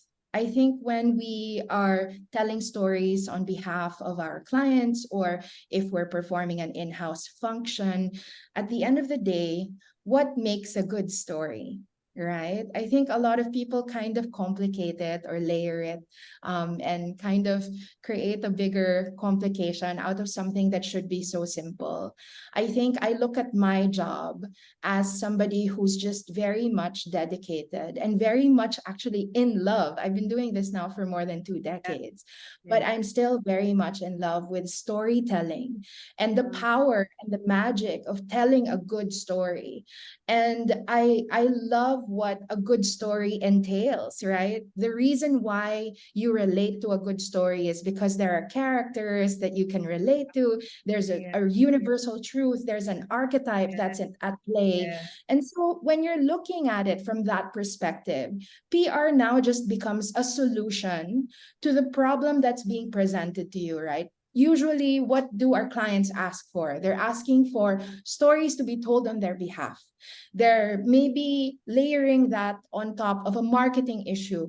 They're layering that on top of a reputational issue or a crisis issue. But at the core of it, is they want to tell stories and they want to find the right audience for it. So your job is really just to be dedicated, be so loyal to that mission that you just problem solve for them, which kind of dovetails to the earlier question, which I kind of want to answer as well, is you have to have a level of empathy. And that's how you combat this threat of AI, because AI cannot do that yet. AI cannot, right? So it cannot be in those boardrooms or those C-level conversations or those mid-level marketing managers that you're speaking with. It's not in the room with you. You're the one solving the problems with them. So as a communicator, what do you need to have? You need to learn to listen. And then you need to have critical thinking skills so that you know how to solve the problem for them. So that's how I see my role, actually. I see my role as somebody who problem solves more than being just a communicator or a PR professional. I problem solve business problems through a communications lens.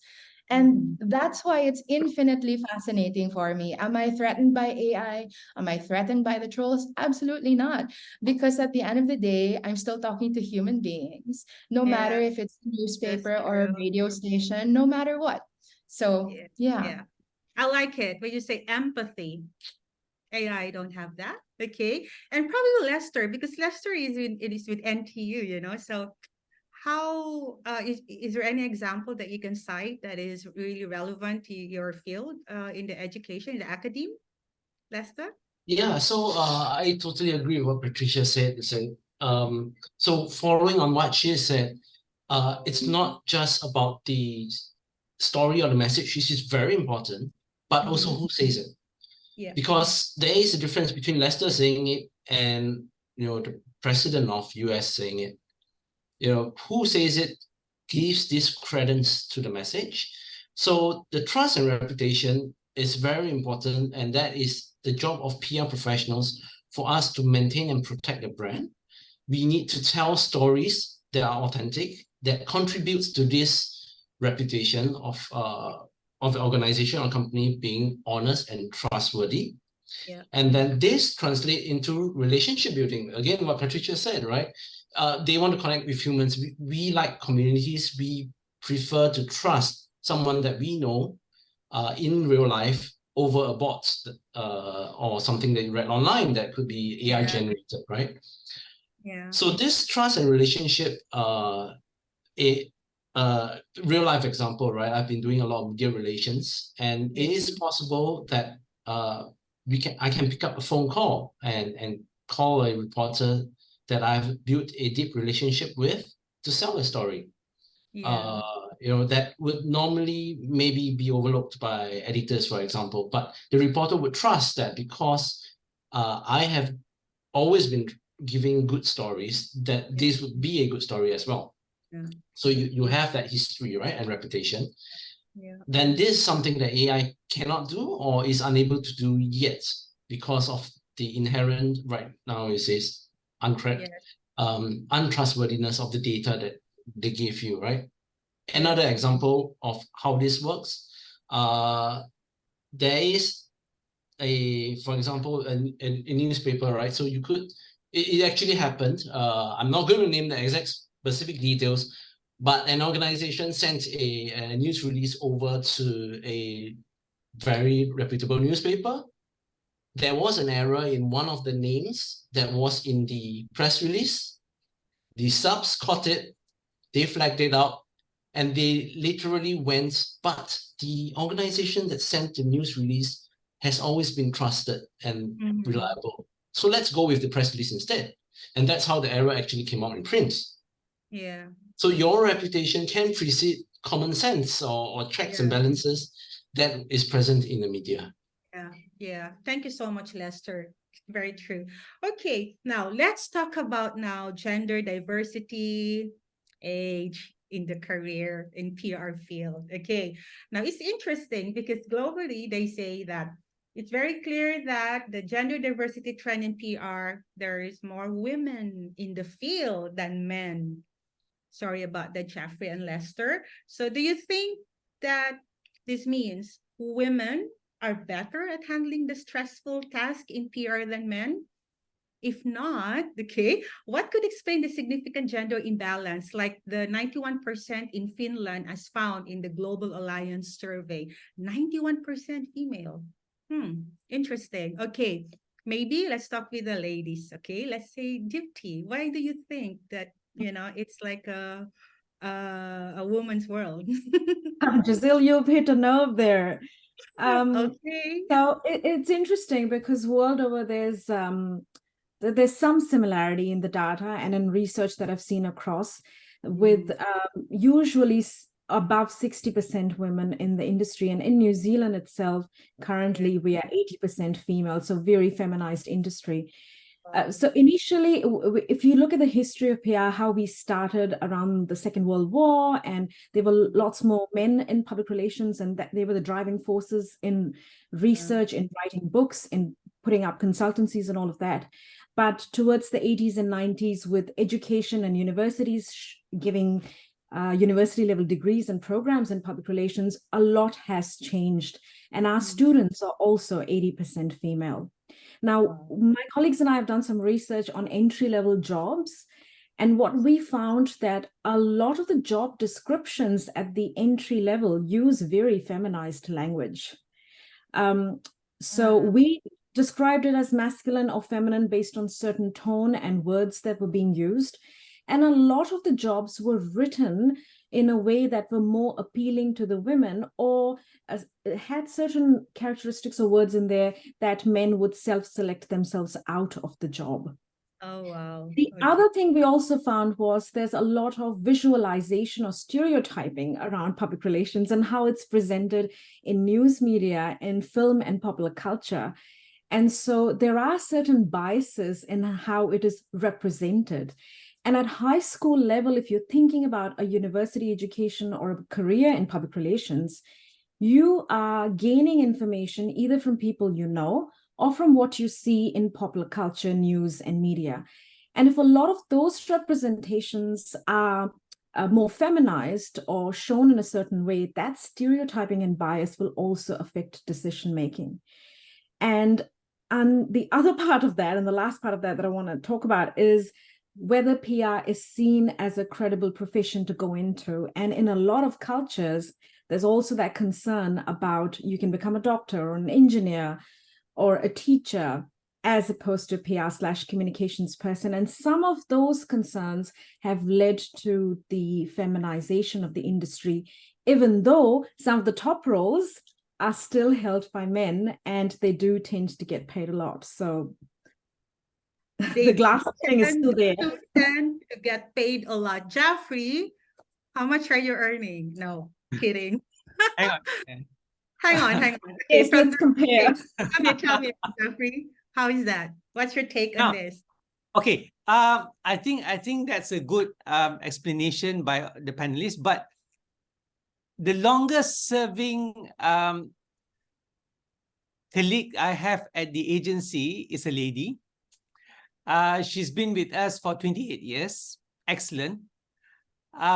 Most of the managers at the agency are ladies, but there's zero segregation in terms of work, because I think when it comes to work, what we do as well is we also research who sits at the other side of the table when we want to do work at the agency. I need to know, the directors, the managers, and GMs need to understand the bigger picture, yeah? And I think this, whether it's in Finland or Norway or Malaysia, Indonesia or Singapore, we at the agency believe in not looking at the personality, but understanding that there are some advantage or disadvantage. But we don't really see the, who is, because there are many senior managers in the agency or with my colleagues in other associations who are ladies, and some are men, but it's just a, it's where, your love and the passion and the work and the media and so on is, I really don't I find it very difficult. But if you put me to a corner and you just ask me, Jeff, two personalities here, male and female, both have got the same degree and background, both looks the same, and they have the same capability, and you just need to employ one. I will try to employ both, because I think all of them will come up with different ideas at certain time of the day and so on. Yeah, it's very difficult, very difficult. But thanks. The funny thing is this, you mentioned also about age here, see? So the survey also showed that some countries value maturity and experience, you see? And in the US, most peer professionals are age 35 to 44%, while in Canada, it's 31%, are in the 45 to 54 age group. And on the flip side, okay, Asian countries like China have a majority, 65% in the younger 25-34 age group. Are these the millennial? Yeah. And in Indonesia has 31% of peer practitioners, even younger, aged 18 to 24. So what do you think about this? Let's go to Singapore, Pat. What is the age trend in Singapore? Yeah, I think, I just happen to be at the cusp of both of these generations. I sometimes identify as a Gen Xer, but I think I'm young enough to call myself an elder millennial.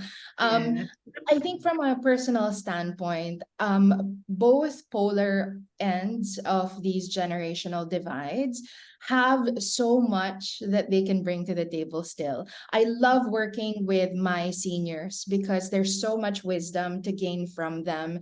I love their cool, their calm collectedness, because that's not necessarily something that comes naturally to youthful people. But what I love about the younger generation is just so many of them, well, all of them are digital natives. So they're going to speak a language I will never speak, right? Because I happen to have grown up in an analog way and I just happen to catch up in the digital world. But I mean, I'm still playing catch up, to be honest with you. I still don't understand TikTok. I'm so afraid to admit that as a communicator. However, that being said, I think there has to be space, not just for the majority women, but all genders and all gender expressions, LGBTQIA plus. I think there has to be space, yes, for all ages as well. I actually, I'm very purposeful that when I open up like a job application, that I'm not looking at a specific subset of age, that I also look at maybe women who are coming back to the workforce because they, were delayed by child rearing. I like looking at people that maybe are mid-career and want to pivot. I even don't make any kind of quick generalizations of people that come to me with a resume where it's peppered with jobs where they stayed in for only 3 months each. I don't make these judgments because I think everybody has a life experience that they're able to bring to the table, and you have to be able to contextualize and individualize and speak to them, and they have a wealth of knowledge that they're going to bring to the table, and it's just a matter of maybe finding the right cultural fit based on the organization that you're part of, right? So yeah, there's space for everyone. I think that's what I love about what we do, because again, it's all about, human connection, human relationships, the stories that we tell each other, and that's the magic of PR. Yeah, okay. Thank you, Patricia. And yeah, speaking about like handling stress and, stressful tasks, they said that being a peer executive has been ranked as one of the most stressful jobs, even labeled the 5th most stressful job, but this was in 2013 by CareerCast. Is this still true nowadays? And what tips do you have for students and aspiring PR professionals to handle stress and avoid burnout? And the word now that's being used is mental health, how to have a balance of life and work, So I know what would like to say about that. Maybe from Jeff, you want to say something about this, Jeff? I really feel again, looking at my 20-year-olds, because I'm almost 60. I'm looking at my 20-year-olds, stress is what you make it up to be. They are accountants, and I can see my O-level student, O-level daughter as well. I think it's very difficult, because if you have the love and passion of whatever that you're doing, there seem to be less stress. You seem to be stressful, and you don't feel like getting up in the morning when there's no passion or love to go to work. If you've organized yourself well, and I love being organized, which is bad, but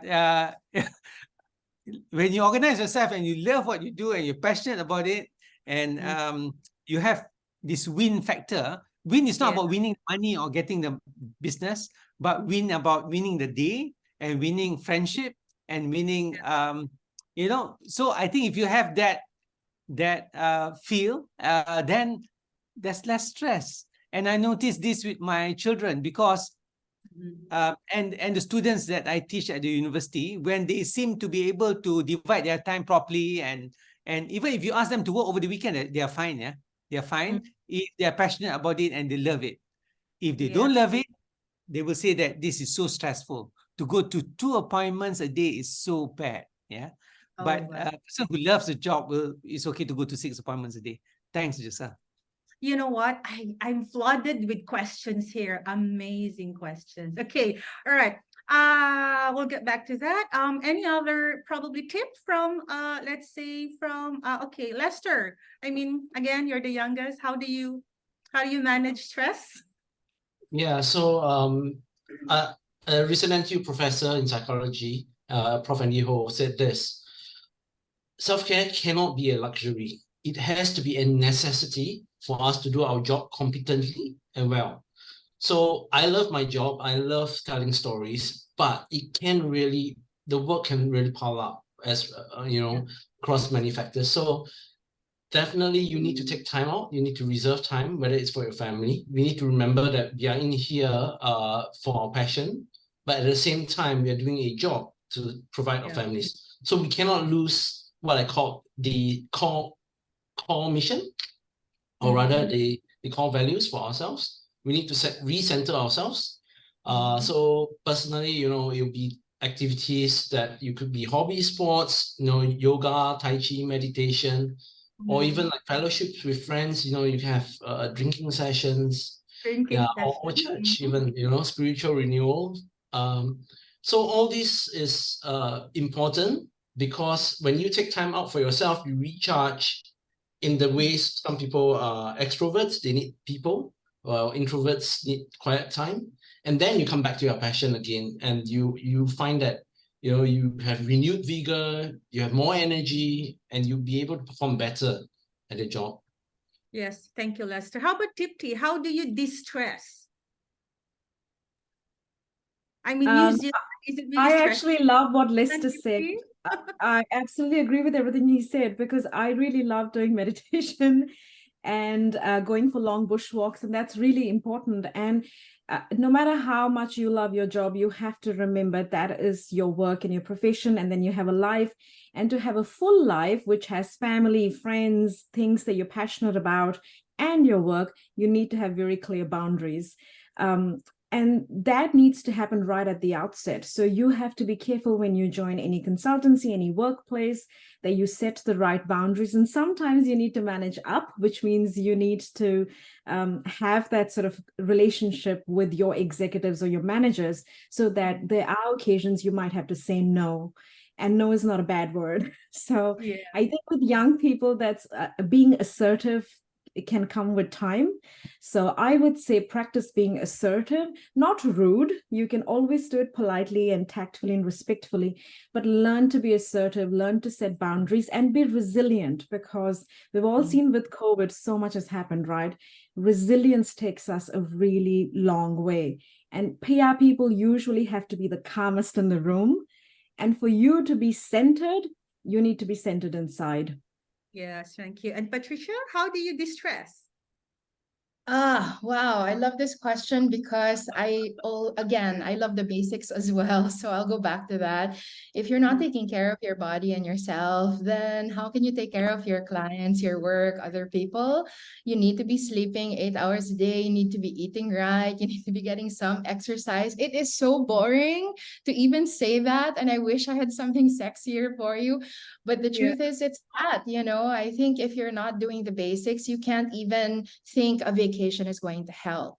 So, what I will encourage, I think, our young participants who are joining here today is to not be afraid when it gets challenging. I think when we think of the word stress, also, we want to run the other way. And this generation is so comfortable with so many mental health aware words, Yes, much exactly. more words than I was ever aware of when I was young, like a young account executive working in Ogilvy. Like I didn't know a lot of like these words, anxiety, depression. I was Yeah. just in the office until 11:30 every evening because I thought that's what I needed to do in Yeah. order to do the work. What I would just encourage is I know that so many of us, want to take care of our mental health, want to make sure that we have work-life balance. The sad truth is there is no perfect workplace. There is Yeah. never going to be a 100% perfect fit. Yeah. And that is a pipe dream. That's because I've been I working know. now for Yes. 2 decades, and I tell you, no job I've ever had has ever fit 100% of all the boxes that I Yeah. needed to.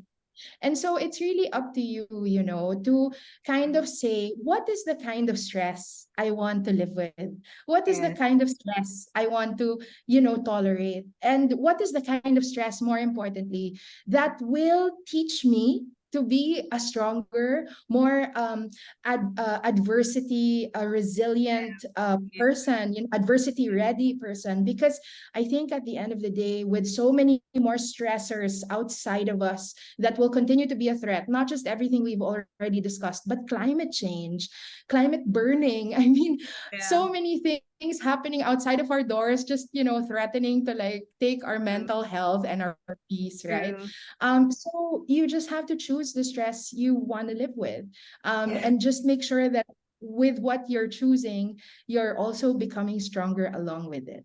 You've been telling a lot about like tips on, like how to handle stress and the characteristics and traits of the PR.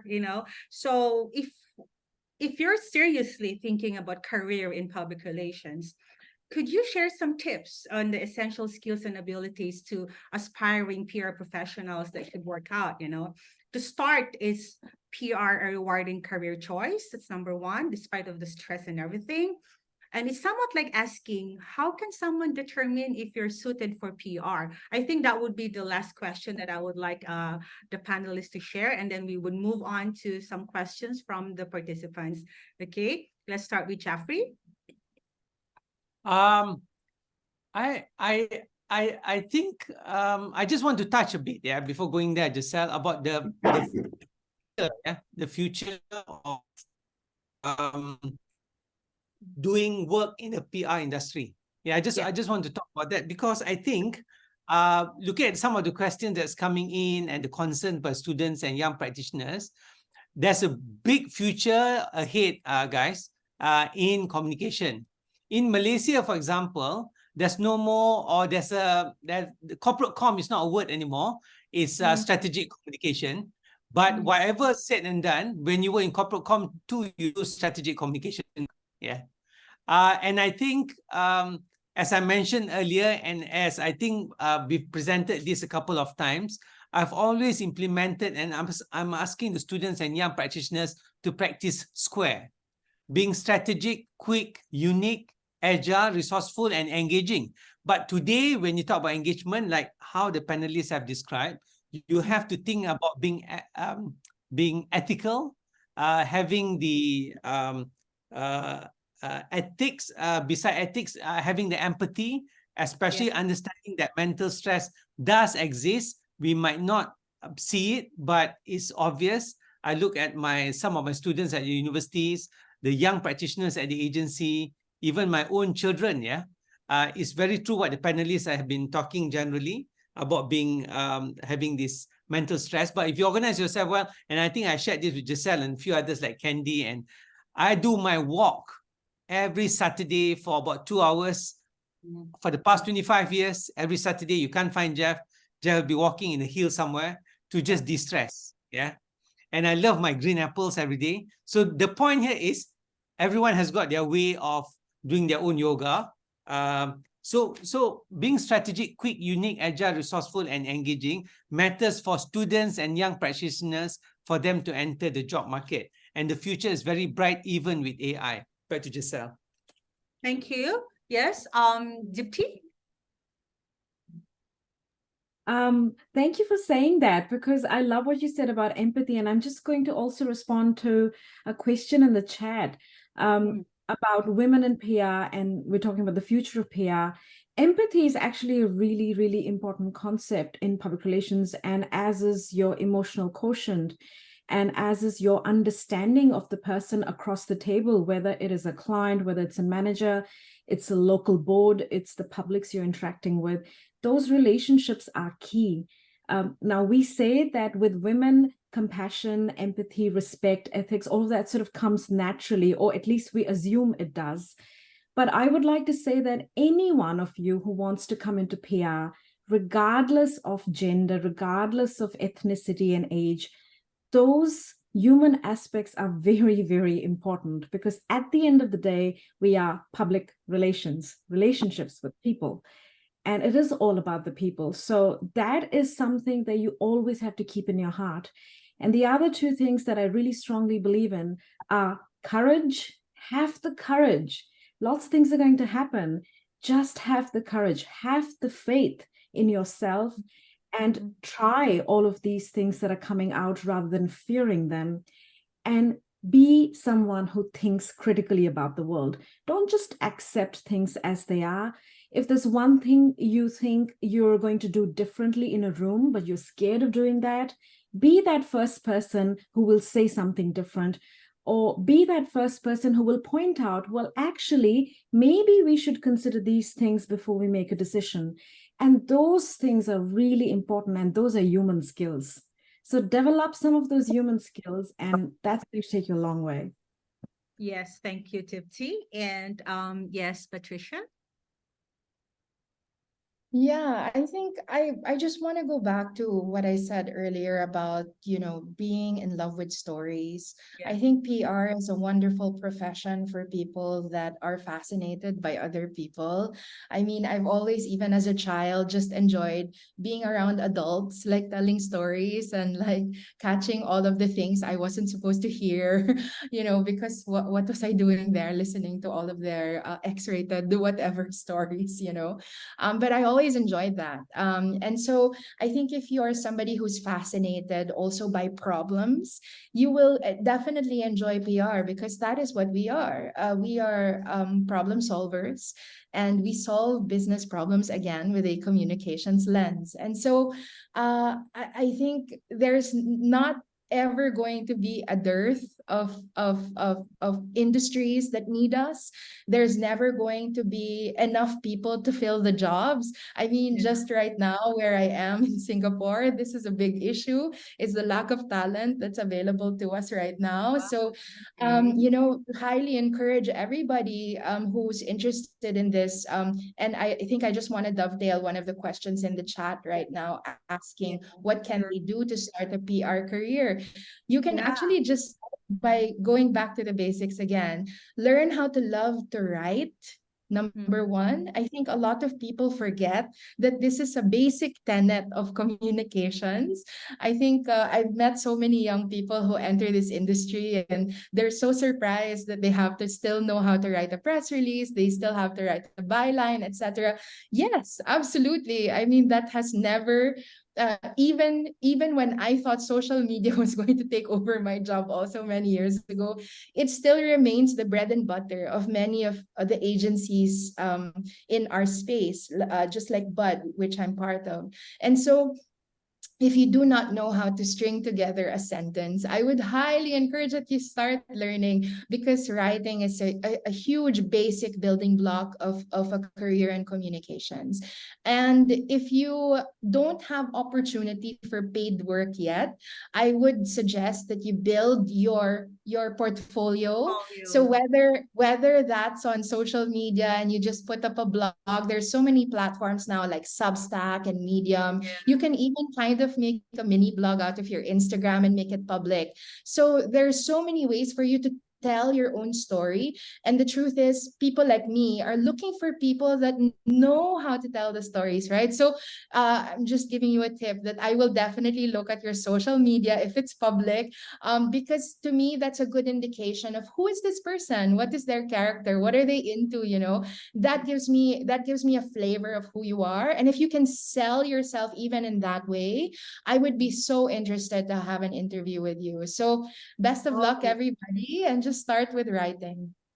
Yeah, thank you, Patricia, because you said about, like, some I'm sure the participants here, majority would be thinking like, how to land a PR job in Singapore, because as we know, Singapore has a higher salary scale. You see, maybe Lester can tell more about that. Lester? Yeah, so I think that it's very in line with what the rest of the panelists said. I totally agree with them. The number one thing that I feel is very important is the mastery of language and writing. So if you can master more than one language, then that would be even perfect, right? So then after you have that mastery, how do you tell the story? The problem that I find that some of the younger ones that I met was that they can't string it into an interesting story. So they are good technically, but they're not very good at storytelling, right? So how do you get that? So that comes from your, what Patricia said, right? You need to love reading, because only by reading the talented storytellers from them and learning from them can you tell a good story. Whether it's visually, so that means you need to watch movies, or writing. Then from that's where your love of learning comes from, because Jeffrey said, you can't be a specialist anymore. Yes, you can have a specialization, but you need to be generalist. So for example, I give you NTU has a augmented reality magazine. So you have print, you have video, you have animation. To put this all together, which of course won us the World Public Relations Communications Award recently, given by Global Alliance. To do that, you need people from different disciplines, right? You need someone who can do the arts, the design, the digital animation, someone who writes the story, and essentially someone who knows that technology and then puts it together, which of course in that, I was one of them. You need to know all of them, how they work. And this deep understanding of how each tool fits into place, you may not be a specialist in them, but you need to work with the specialists in each of the area to form something. And then that tells you, using this platform, you tell a wonderful story on social media, in broadcasts, in a documentary, so on and so forth. And then what you really need to do is what I said called skill stacking. You have, if everybody is good at a single thing, but not everybody is good at multiple things. So if you have related skills, for example, in customer service, in social analytics, in visual storytelling, video production, then you suddenly become a person that, for example, could do digital marketing and at the same time, do video content and be a visual storyteller. And if you were in media relations like I am, then you could go out with an integrated campaign where you have one news across, you could have visuals for your television, CNA, BBC, you could have print, you could have social media pushed out, digital campaigns on it. If you know how to do digital marketing, that comes into play. If not, you work with an agency that knows that, but still, it's like being a general, right? You have a specialization, but you need to coordinate all this. And that's what gives you the value as a young PR practitioner. When I'm trying to look at hiring for my team, this is what I look. Can you learn, relearn, unlearn? True. Thank you so much. Yes. Well, most of the questions here actually are AI related that I believe that we have addressed already, and some gender issues.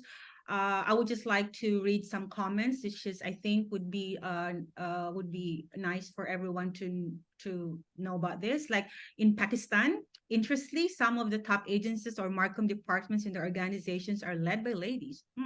In PR, male female ratio is almost 50-50. All right. And then interesting fact also, question from Ralph Fajardo from the Philippines, that apparently public relations is not as valued as a profession compared to the other mentioned countries in the Philippines. So his concern is, where do you suggest they can start a PR career, and what tips you can give us to sell ourselves as applicants? I think we have also addressed that, unless you have something to add on it, maybe, because Patricia is a Filipino working in Singapore. Did you feel this, Patricia? Maybe just a minute of your thoughts about this. Sure. Actually, I only started my career in Singapore this year. And so majority of my career has been spent in the Philippines. So more than 2 decades of it. And while I agree with you that there seems to be a perception, a negative perception of what we do, I've never allowed that to counter or color my own belief in what I do. So you absolutely have the power based on how you conduct yourself and how you present yourself.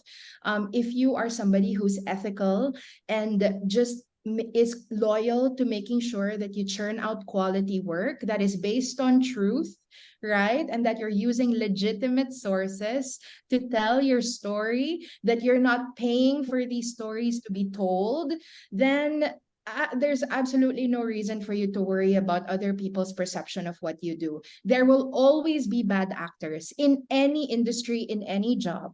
But will that stop you from doing the right thing? I sure hope not. Okay, thank you so much, Patricia. Now, since we are almost the end of our discussion, I know this could have been extended another hour, Miss Anna. Okay. This is very interesting, and before we would end the session, I just want to extend sincere thanks to everyone, to our dear panelists, our expert PR practitioners, and of course our attendees. Thank you so much for your participation. This has made really truly special, and I personally look forward to reconnecting in our upcoming sessions. And thank you so much, Anna, for organizing this.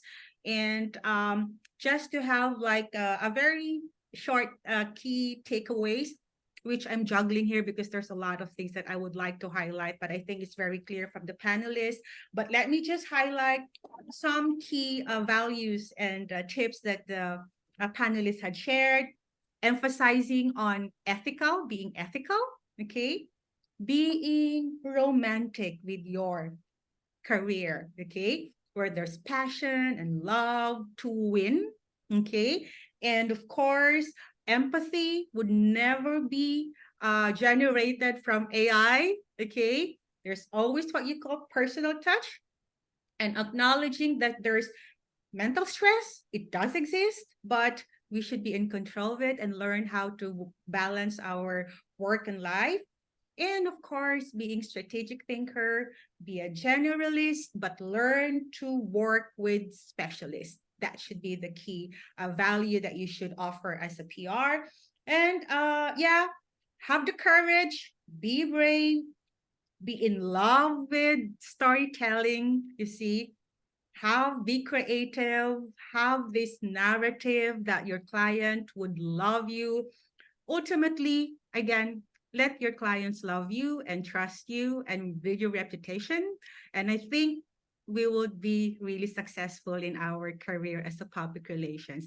Very interesting discussion. I'm so happy to moderate this event. Thank you so much, Anna. But before we end this, I would like to have, a photo session, I guess. Can we do that? Like just to capture a memory together. I'd like to invite everyone to turn on your cameras for a group photo. How should we do that? Camera naman ako. Yes, thank you, Miss Anna.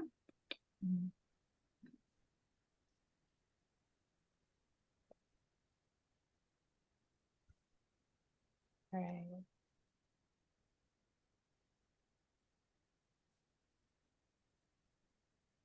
Who took the video? There you go. Should we have a snapshot of this? Who should be getting the snapshot? All right. Let me know if we're all good. I think Abby will do the. All right. Okay, on Abby's cue. Thank you. Hi, Abby, are you there?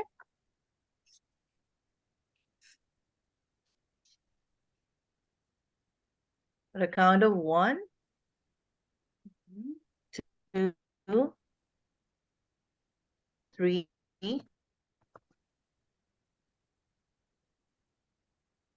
Now, some said here that they can't turn Okay, on the another, camera. please. There's no camera icon. Mm. Oh. Are we okay with the participants also, Miss Abby? No, I the think with the participants cannot participants. show the camera Cannot. because Okay. we are in a webinar. Yeah. It's just the All speakers. right. I'm so sorry. Oh, Okay. all right. We're so sorry But about that. sorry about that, but we do Plus, appreciate. we are more than 200, so the screen not fit all. Wow, thank you so much for the Ah. 200 participants. Yeah, All that's right, right. congratulations. And it's my honor to be here again. And I give it back to Miss Anna. Thank you so much, Miss Anna. Yeah. Please, the screen is back to you. Yeah. Thank you so much. I would like for this to go on and on and on because I this know. is really very insightful. And I know that our students and young professionals learned a lot today. In fact, I myself keeps on jotting down notes because I don't want to miss everything, anything that our speaker is telling us. I want to capture every moment of it. So, of course, because we have such great panelists and speakers from career world to the jobs world. I thank you all. Miss Patricia was a good friend of mine, Giselle, Lester, Deepti, and Jaffrey.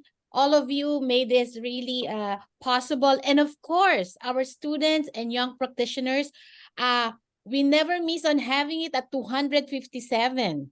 So thank you so Yay. much. We've had a great number, and some of them even chatted that they will still attend some of the sessions in the other parts of the region, like Yeah. Africa Mhm. and Europe. So just to announce to everyone, tomorrow there will be another session for this with a different set of speakers. But that one would be around 10 p.m. Manila time. So that's gonna be a bit later. And that's gonna be in Africa and in Europe, where we have the same best set and distinguished speakers. Thank you so much, everyone, and please expect the certificate of attendance. And I'd like to announce that to take this opportunity to launch this, which I was given the authority by Global Alliance, because part of the No Movement campaign is to really connect the young professionals and the students amongst the veterans and all. So we will be announcing that there will be an internship opportunity globally and that there will be a job opportunities globally. We will post this and launch this by November. Hopefully that everybody from different parts of the world could inquire where they could do internship or where if there's a possibility of joining a certain country in terms of or a certain agency in another country for the job that they require under communications and PR. So excited for everyone. Thank you so much. Until we meet again. Thank you very much, and good night, good morning, good afternoon, everyone. Best of all to everyone. Thank you. Thank you. Terima kasih dan maraming salamat.